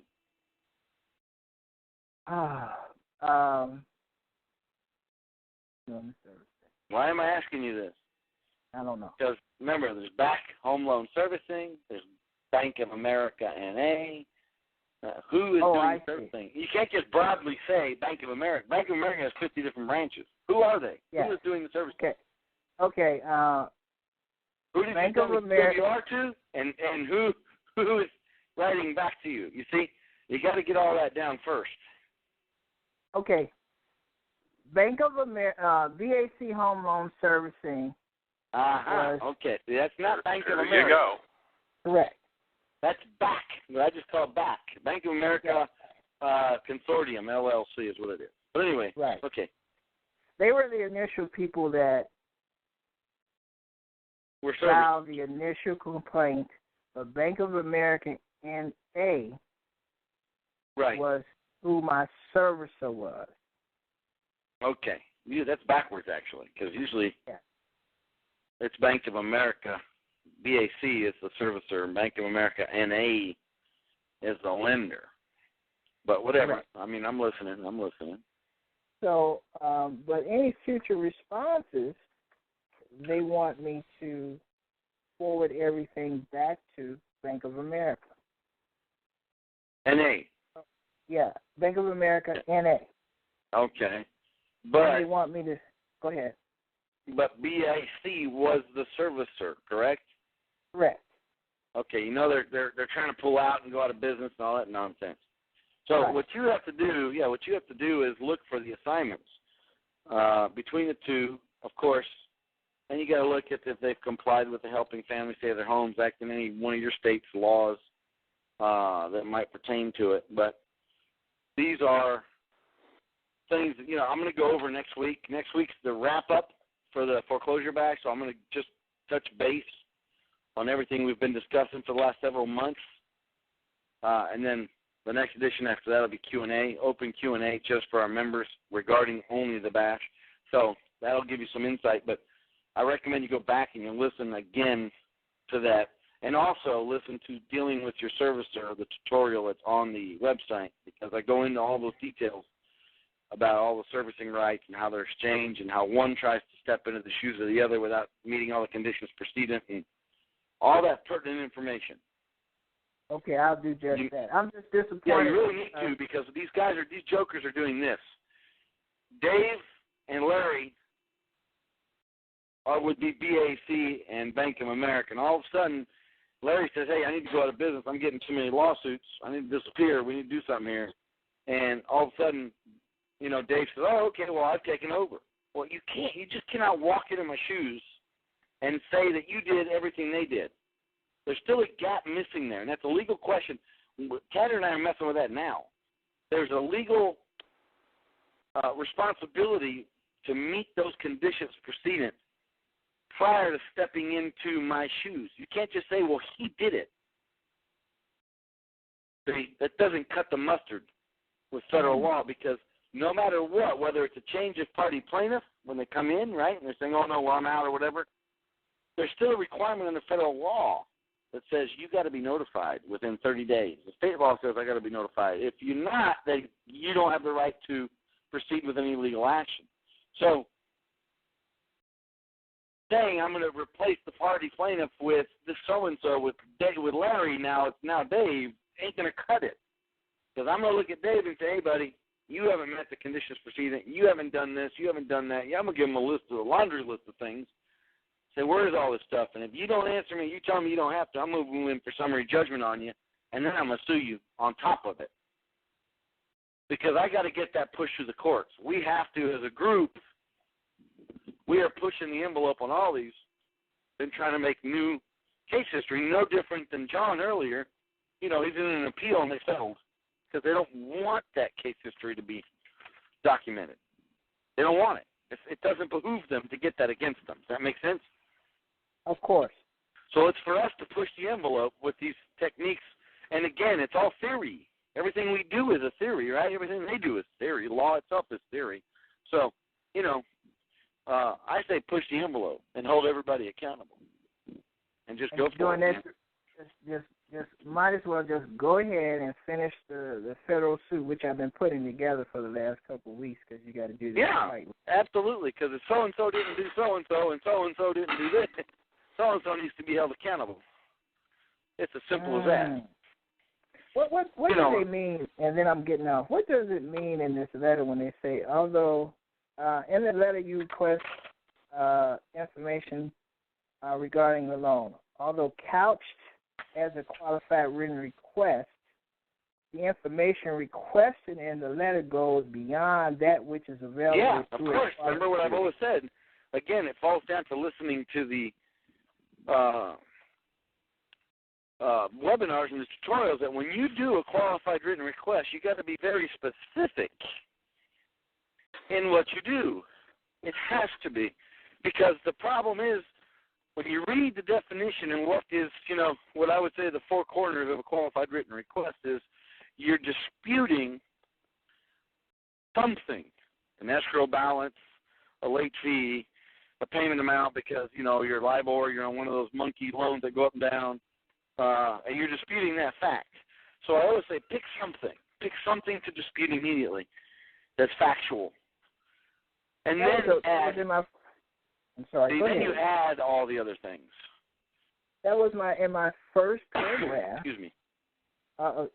Sure. That was in the first sentence of my qualified written request. I disputed the amount of my loan that they state that I owe them. Okay, so did they ever address that? No. They gave me everything that they put into the court record in their initial complaint. Nothing new. They even gave me a picture of my house. Okay, wait a minute. Yeah. You didn't answer my question. You see how you get easily sidelined and sidetracked? No. You don't have to say I'm sorry. This is a good example for all listeners. I asked you, did they address your first line, which is, I'm disputing the principal owed.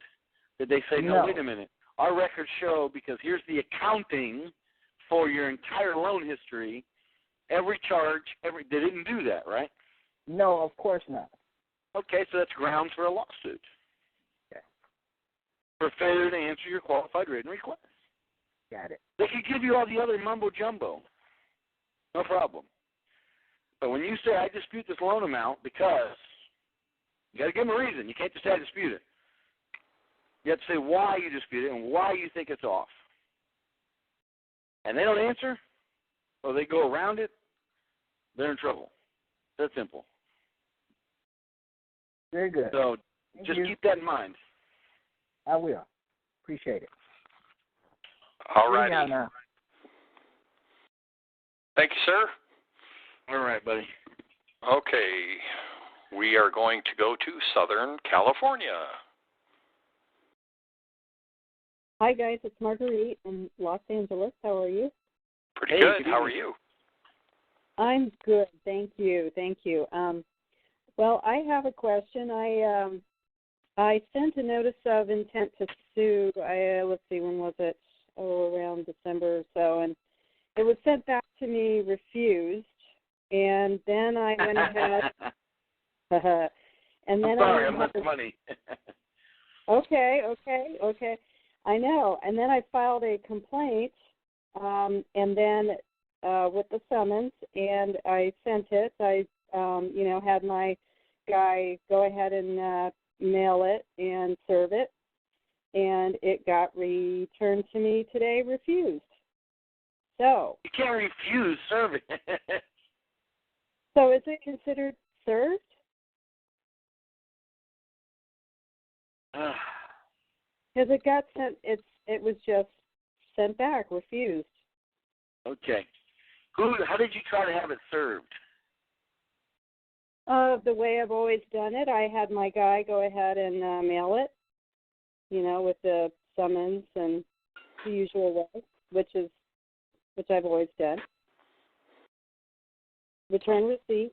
The registered agent. It's with National Credit Solutions in Oklahoma City. And I went and looked in Pacer at some other complaints that were filed against him, and I have the address right. So. Wow. That's a tough one. They refused it. I would have to consider it served. I mean, Larry, what do you think? You said you had your guy mail it to them? What does that mean? Well, mailed it to the registered agent, return receipt, the normal way I've done before, the summons and complaint. Where did you get the idea that that's proper service? Because that's how I've done it before, and that's... Nope, you didn't answer my question. Is that the way they accept service in Oklahoma? You mail it to the registered agent. You're allowed mailings. I mean, see, that's what Larry's saying. How does that work? In other words, what does the law say? Like in California, I can say, "Hey, Larry, go deliver this for me." They're served. Uh-huh. You see, it doesn't work that way in Florida. You have to have a sheriff serve the registered agent or a process server do it. You can't just have an individual go say, "I served it." It doesn't work that way. Every state has their own rules and regulations. Oh, okay. I didn't think about that. All right. Well, I guess I'll just have a contact the sheriff in that county, right? I've got a better idea. Why don't you read your local rules or state rules and find out what the requirements are? Yeah, for Oklahoma, where they're located, right? Absolutely. Yeah, so you need to find out whatever the rules are in Oklahoma. Every state's got its own rules on how they want things done. So that's all. It's not a big deal. I mean, you could make a phone call down there. And what I suggest you do, I said it at the beginning of the call, is always, I like to go to the county. I put in what county, my search in Google would be what county is, and then I put in that zip code. Okay? So now I know exactly what county it is. Then I go to that sheriff. Then my next search in Google would be sheriff of whatever county, right? Whatever, say, here, say Broward Sheriff's Office. I would put that in. Then I go, or you can go more detailed, you put in Broward's Sheriff's Civil Process. And then it brings right up the page. Generally, no matter where I do it in North Carolina, I do it all over the country. And it works that way for me. It's very quick and very easy. And it brings up the civil process unit, their address, what to mail, how much to send them, how they accept payment, who to call. I mean, you got it all right there. So, that's the way I do it. That's my preferred method of doing things. But that's, every state has their own rules and regulations. So you have to go through this, no doubt about it. It didn't occur to me to look up the state rules, the other state rules for service of process, because I've done it for the other various states, and it was fine. So I guess this one just happened to be different. Well, no, it wasn't fine necessarily. They just chose to accept it and proceed as if they'd been served. All right. Okay. This is a state case that you filed, correct? It's federal. Oh, it's federal. Yeah, FTCPA, FDCPA. Okay. Well, mailing is not an accepted form of service under any federal rules.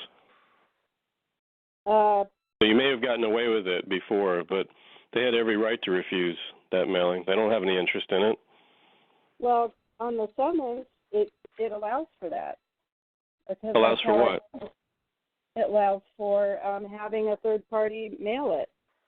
Person who serves papers, I'm looking at the actual proof of summons, of service of summons, and it has a place for information on the person who served it and how they did it. And it's allowed to actually mail. It says by mail and acknowledgement of receipt of service. This is a federal summons that is utilized in your court? Yeah. I mean, I've done it 4 times before.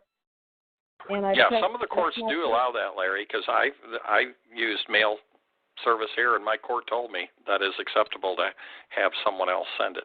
Okay. By certified mail. That's a new one on me. If it's allowed, then that's fine. Yeah. California, right? Another country. Yeah, you just got to make sure that you look at your local rules, see if there's any type of restrictions or anything on your service in your particular jurisdiction that would be different from the federal rules of civil procedure when you're dealing with a federal court. Yeah, I mean, the federal rules of civil procedure do not allow service by mail, period, end of story. So I'm not sure how, different districts are contradicting the federal rules of civil procedure, but, if you can make it happen, then more power to you. Yeah, apparently that's how we can do it here in LA. So, but still I need to look at Oklahoma local rules and see what they have to say about it and follow through with that then. So it's always good to double check with the state that you're actually serving in. Absolutely. Okay. Absolutely. Well, the jurisdiction, if you're talking about federal court, you need to look at the local rules of that court. And if there's any doubt about how it can be served, you call the clerk. Well, I've done that with Los Angeles, where I'm out of, but it never occurred to me to. But that's what I'm saying. Just as a rule, this is a learning comment for everybody on the call. Don't assume anything because you've been able to do something where you are, or maybe where a friend is, that's the way it is all over the country. When it comes to service, there are differences in the requirements for service from jurisdiction to jurisdiction and state to state. Always look at your rules. Don't assume anything because that can create problems for you, like you've got. Yeah, personally, I would never do anything other than service by sheriff in that particular county. Even if I could do it another way, I wouldn't do it another way. Okay. All right. Because I know that's going to work 100% of the time. Okay. Very good, then. That's what I'm going to do. Okay. Thanks so much. Take care of you? You bet. Yeah, thank you.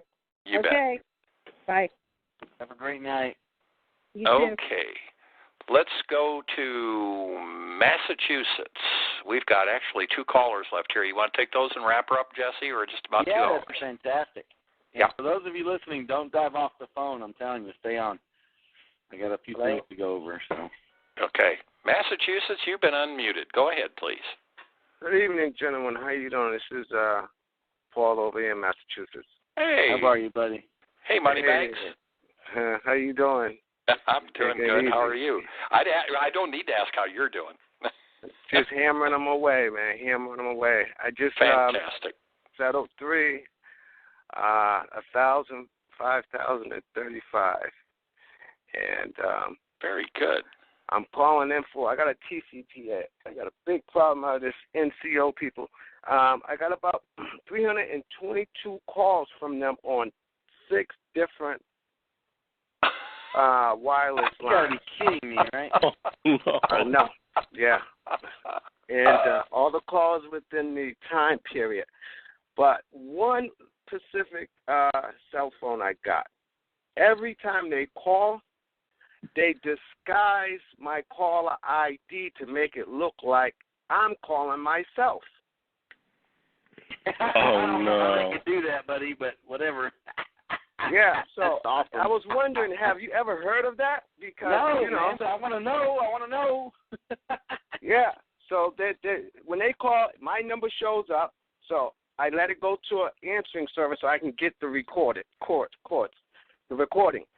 So I got about 15 recordings. But, you know, I've been trying to research this thing. I would think that would be criminal. I believe that is a violation under FDCPA, isn't it, absolutely Larry? it is under FDCPA. Yeah, yes, that's they cannot obscure the caller ID. No, sir. Yeah, that's what. Yeah, I ran across that. I'm familiar with that, but you know, I was thinking that it would be like, instead of civil, be civil and criminal, because that's not good. You know what I'm saying? They're like, Paul, it's not good. I don't know if it's criminal, but I know for a fact it would be civil. There's no doubt about it. Well, Paul, don't you have that service that tells you who it is that's actually calling? Exactly, and that's how I know it's them. Right. It unmasks the call. Right. So that's how I know it's them. So I've been taking a picture every time they call. I take a picture because I got the iPhone. I take the picture, send it to myself, print it out, and I have the voicemail at that same particular time. I'm definitely going to hammer them, but I was just thinking, I wanted to ask, has anybody else heard of this? Because through my research, I haven't seen it or heard it. It's just in the FDCPA masking or, obscuring their. Yeah. You just I've said it there. I've seen it happen. I've had people do it to me, but I don't believe there's any kind of cause of action at all under the TCPA that I'm aware of. Okay. Well, I'm going to go for it. I'm going to throw everything under the sun under this one. I'm going to do a couple of tests on it to see how it is. Uh-huh. But well, if you go after NCO, I'm sure you're going to have some discussions with Ken Grace. Oh, okay. That's the guy who likes to say they manually dial, right? Oh yeah, well, and everything else that is a blatant lie. Yeah, so I've been doing Terry a lot knows all about him. Many of us know about him. I haven't had particular contact, but others have. Yeah, I've been hearing that. So basically, I've been trying to cover all my ducks. So whenever he rear his ugly head, I could say, right. Every time he says, "Well, it's that," well, I got the voicemail, So I'm just trying to go through everything. But I just wanted to ask that question, you guys. You guys are doing a hell of a job. Jesse, my condolences go out to you. Family, you guys have a nice night. I appreciate everything you're doing, man. If you look up the Truth in Caller ID Act of 2009. It prohibits any person or entity from transmitting misleading or inaccurate caller ID information with the intent to defraud, cause harm, or wrongdoing, obtaining anything of value. Subject violators to a penalty of up to $10,000 for each violation of the rules, and exempt authorized activities by law enforcement agencies in situations where courts have authorized caller ID manipulation to occur. So I don't know. You'd have to read further to see if there's a private right of action, but this is under the FCC, and it's the Truth in Caller ID Act of 2009. It's called spoofing. Yeah, I ran across that, and I was trying to figure out if they would fall under that. Yeah, I got to do some research on that. Yeah, I have my doubts that there's a private right of action there, though. Yeah, but you can report them to the FCC, and the government will get them for money. No, you just put that in the complaint and say that apparently they have violated this statute, and let them stew on it for a bit. Mm-hmm. Yeah, that way it goes right in the public record. Yeah, thanks, guys. Appreciate it. I'm on it. Yeah, do me a favor, John, and send me an email so I can do a couple tutorials on that. I'm going to send you a link right to the page, Jess. Yeah, would you? And then that way I can do a couple of tutorials. I think that's going to be pretty good for our members to really understand that. Well, you hunt around on this site after you get the link. There's a lot of good stuff there. All right, that'll work. All right, gentlemen. Thanks a lot. Appreciate it. And I know John will share that with me as well. You got it. Thank you, Paul. Okay. Congratulations. You're doing a great job. Thank you, guys. Appreciate it for the knowledge and the time you guys put into this. Thank you, man. Appreciate it. You bet. Okay. Okay. We are going to go to our last caller, which is BL Walker 100. Hello, Jim. Hello, gentlemen. How you doing? We're doing pretty good, I think. That's good. That's good. Of course, I've got several issues, but I'm only going to talk about one today. That way y'all can go ahead and go eat your dinner or whatever you have put off to take these calls. But anyways, I'm helping my mother out with her mortgage. She is on the deed. She's on the mortgage, but she is not on the note. My father passed away in July, and he was the only signer on the note at that time. Now this started with Countrywide. And then it went to Bank of America NA. The assignment never took place as far as that was concerned, whether they have to or not, I don't know. Bank of America answered the probate when they put the notice of creditors out there, and we refuted it and basically said, I'm saying, they don't have a claim, they need to prove it up. And they had 30 days in order to file an action with the court in order to stay in the game, and they did not. So they were barred from collecting from the estate. So, but they are claiming that they have a right to the property. So that's basically where we're at. We got a dunning letter last week. I sent out a QWR today to both Bank of America and Bayview, which is being transferred over to them next week.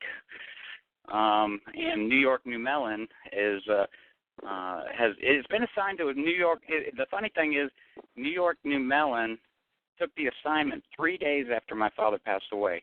They happened to call the house after this whole incident happened and were notified, but did not have anything in writing yet as far as death certificate.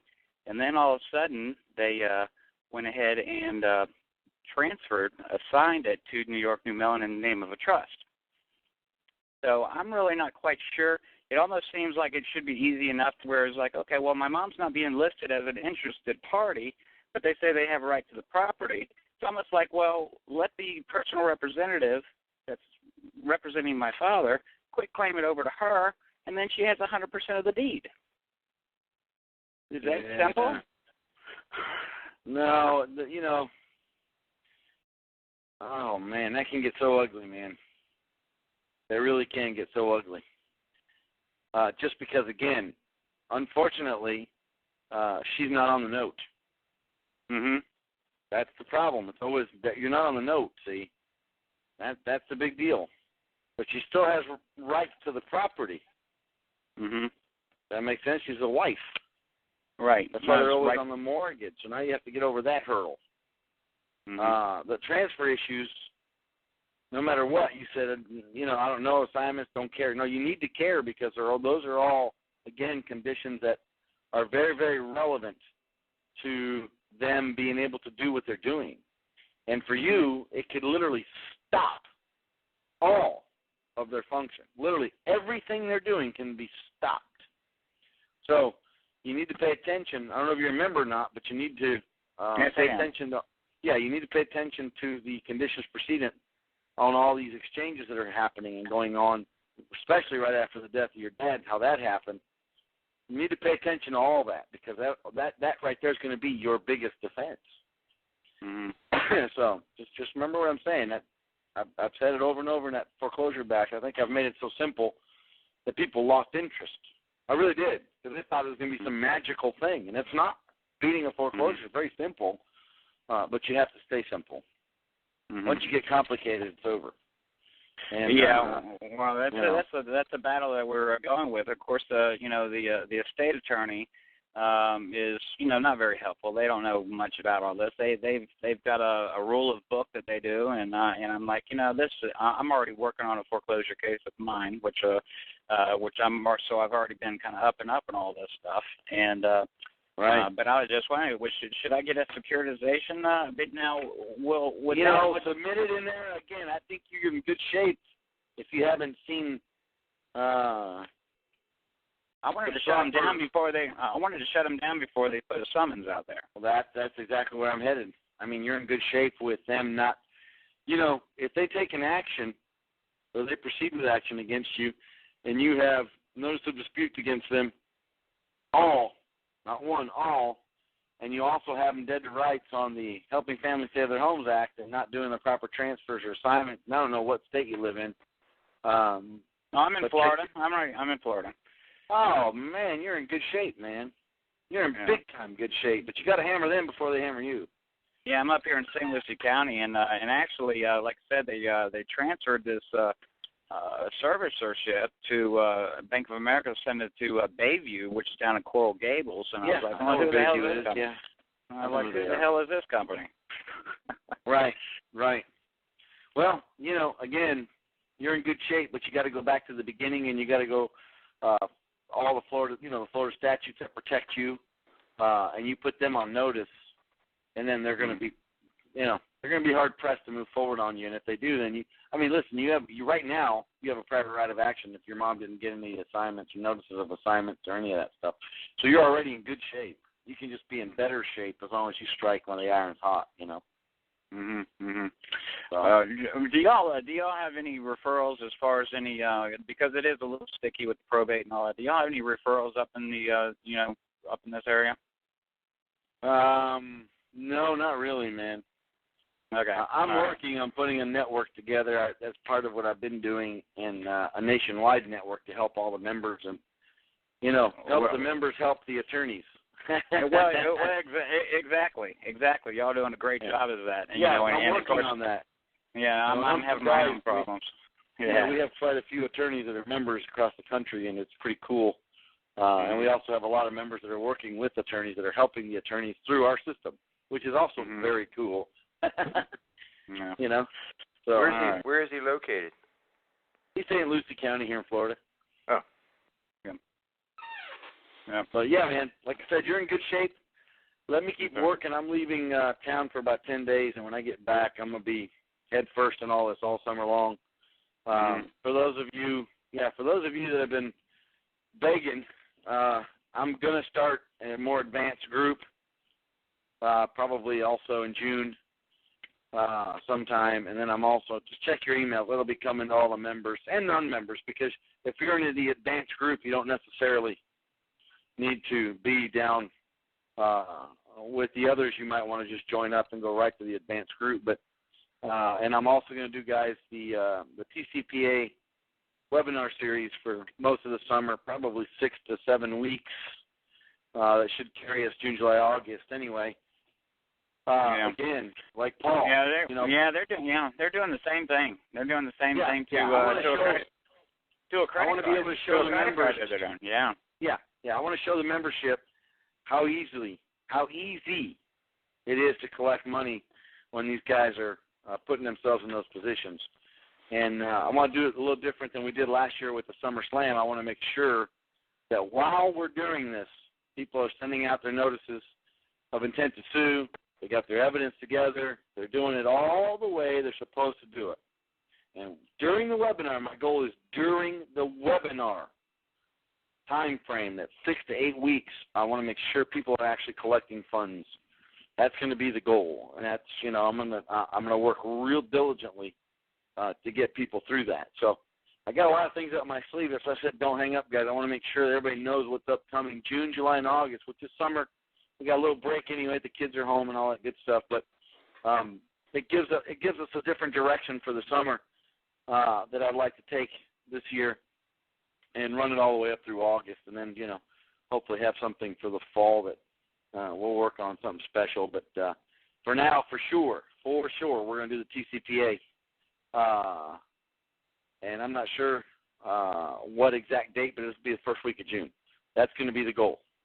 And then from there, my goal, again, is to actually put money in people's pockets while we're actually in the webinar. Like this week, everybody's getting their letters together, you know, and then everybody mail them out.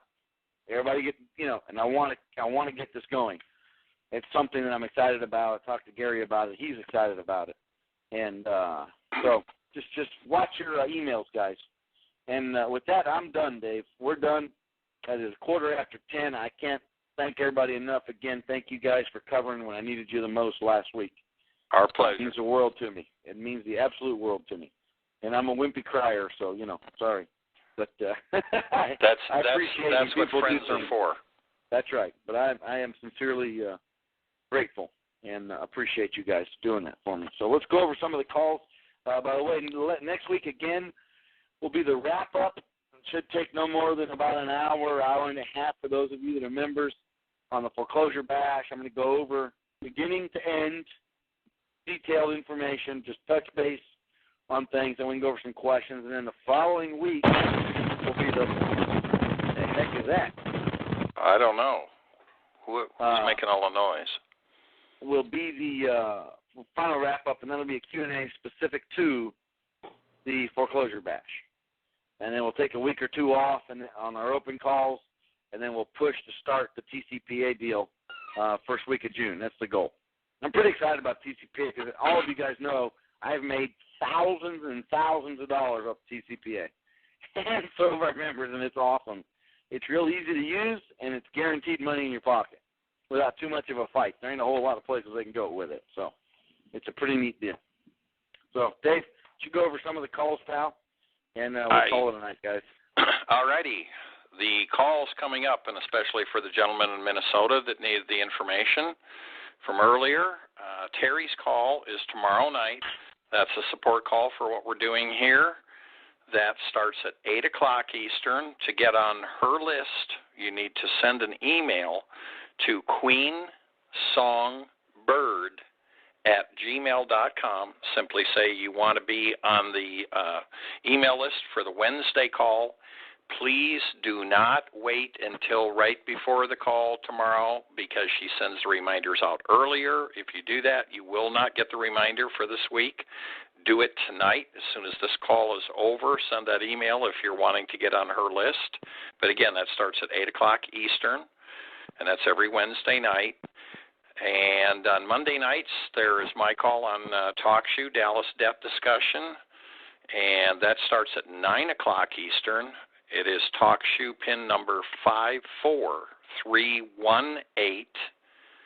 And that has been a support call for dealing with the debt issues for going on 4 years.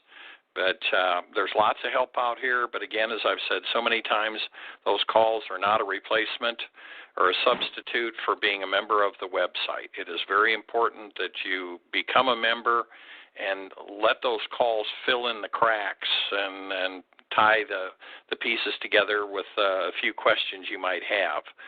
So you've got that. And then the other thing is always when you are a member, be sure and utilize the forum on the website. Ask your questions there. There's an immense amount of information if you just go in there and read in the various categories. If you're dealing with a credit card situation or something, just go in there and read the postings and the beating credit cards, and you'll learn an immense amount, get answers to questions that have been asked, and there's thousands upon thousands of them in there. So take advantage of all that stuff. Don't forget the little search function because, Dave, you always remember to remind them, but everybody seems to forget. They beat Gary and I up for 6 months to get this up there, and a lot of people forget it's there after Gary worked his butt off to get it there. Yeah. So, yeah, all you got to do is put your keywords in that search box up there, and there's a search in the forum and on the whole site. So, I mean, utilize it. It's there for you. Today, I'll tell you the honest truth. Today we had a gal answer. You know, she got a 1099 from one of the banks or something, and she was in litigation with Bank of America. And I thought, I really don't know much about this. And I answered her sincerely. I just don't know much about this. And I thought, wait a minute, we talked about this on the forum. I went back to the forum. I looked up the subject matter, 1099-C, and I was able to answer her question from all the previous answers from all the members. So there you go. It does work. It's all there. And I almost forgot. So, but it's there, and we can use it, and it does work. Yep. So anyway, that's all the call information. I hope everybody has had a good past weekend, and you have a great week and a good weekend coming up. And those of you that join us on Terry's call tomorrow night, you'll probably hear my voice there as well. All righty. God bless everybody again. Thanks, guys, for your support, your help. I can't put it into words, man, but I appreciate it. I really, really do, guys. Everybody have a terrific night. We will catch you tomorrow. Who's doing the webinar tomorrow, by the way? I think that's Larry. Oh, okay. What do you got, Larry, tomorrow? Is it Q&A? Yeah, case studies for the All right. Good. Cool. 30th So there you go, row. 3 o'clock. Yeah, 3 o'clock Eastern. Larry will be taking care of that. So with that being said, again, God bless everybody. Have a terrific night, and we'll catch you tomorrow, 3 o'clock. Take care. Bye. Good night, everyone.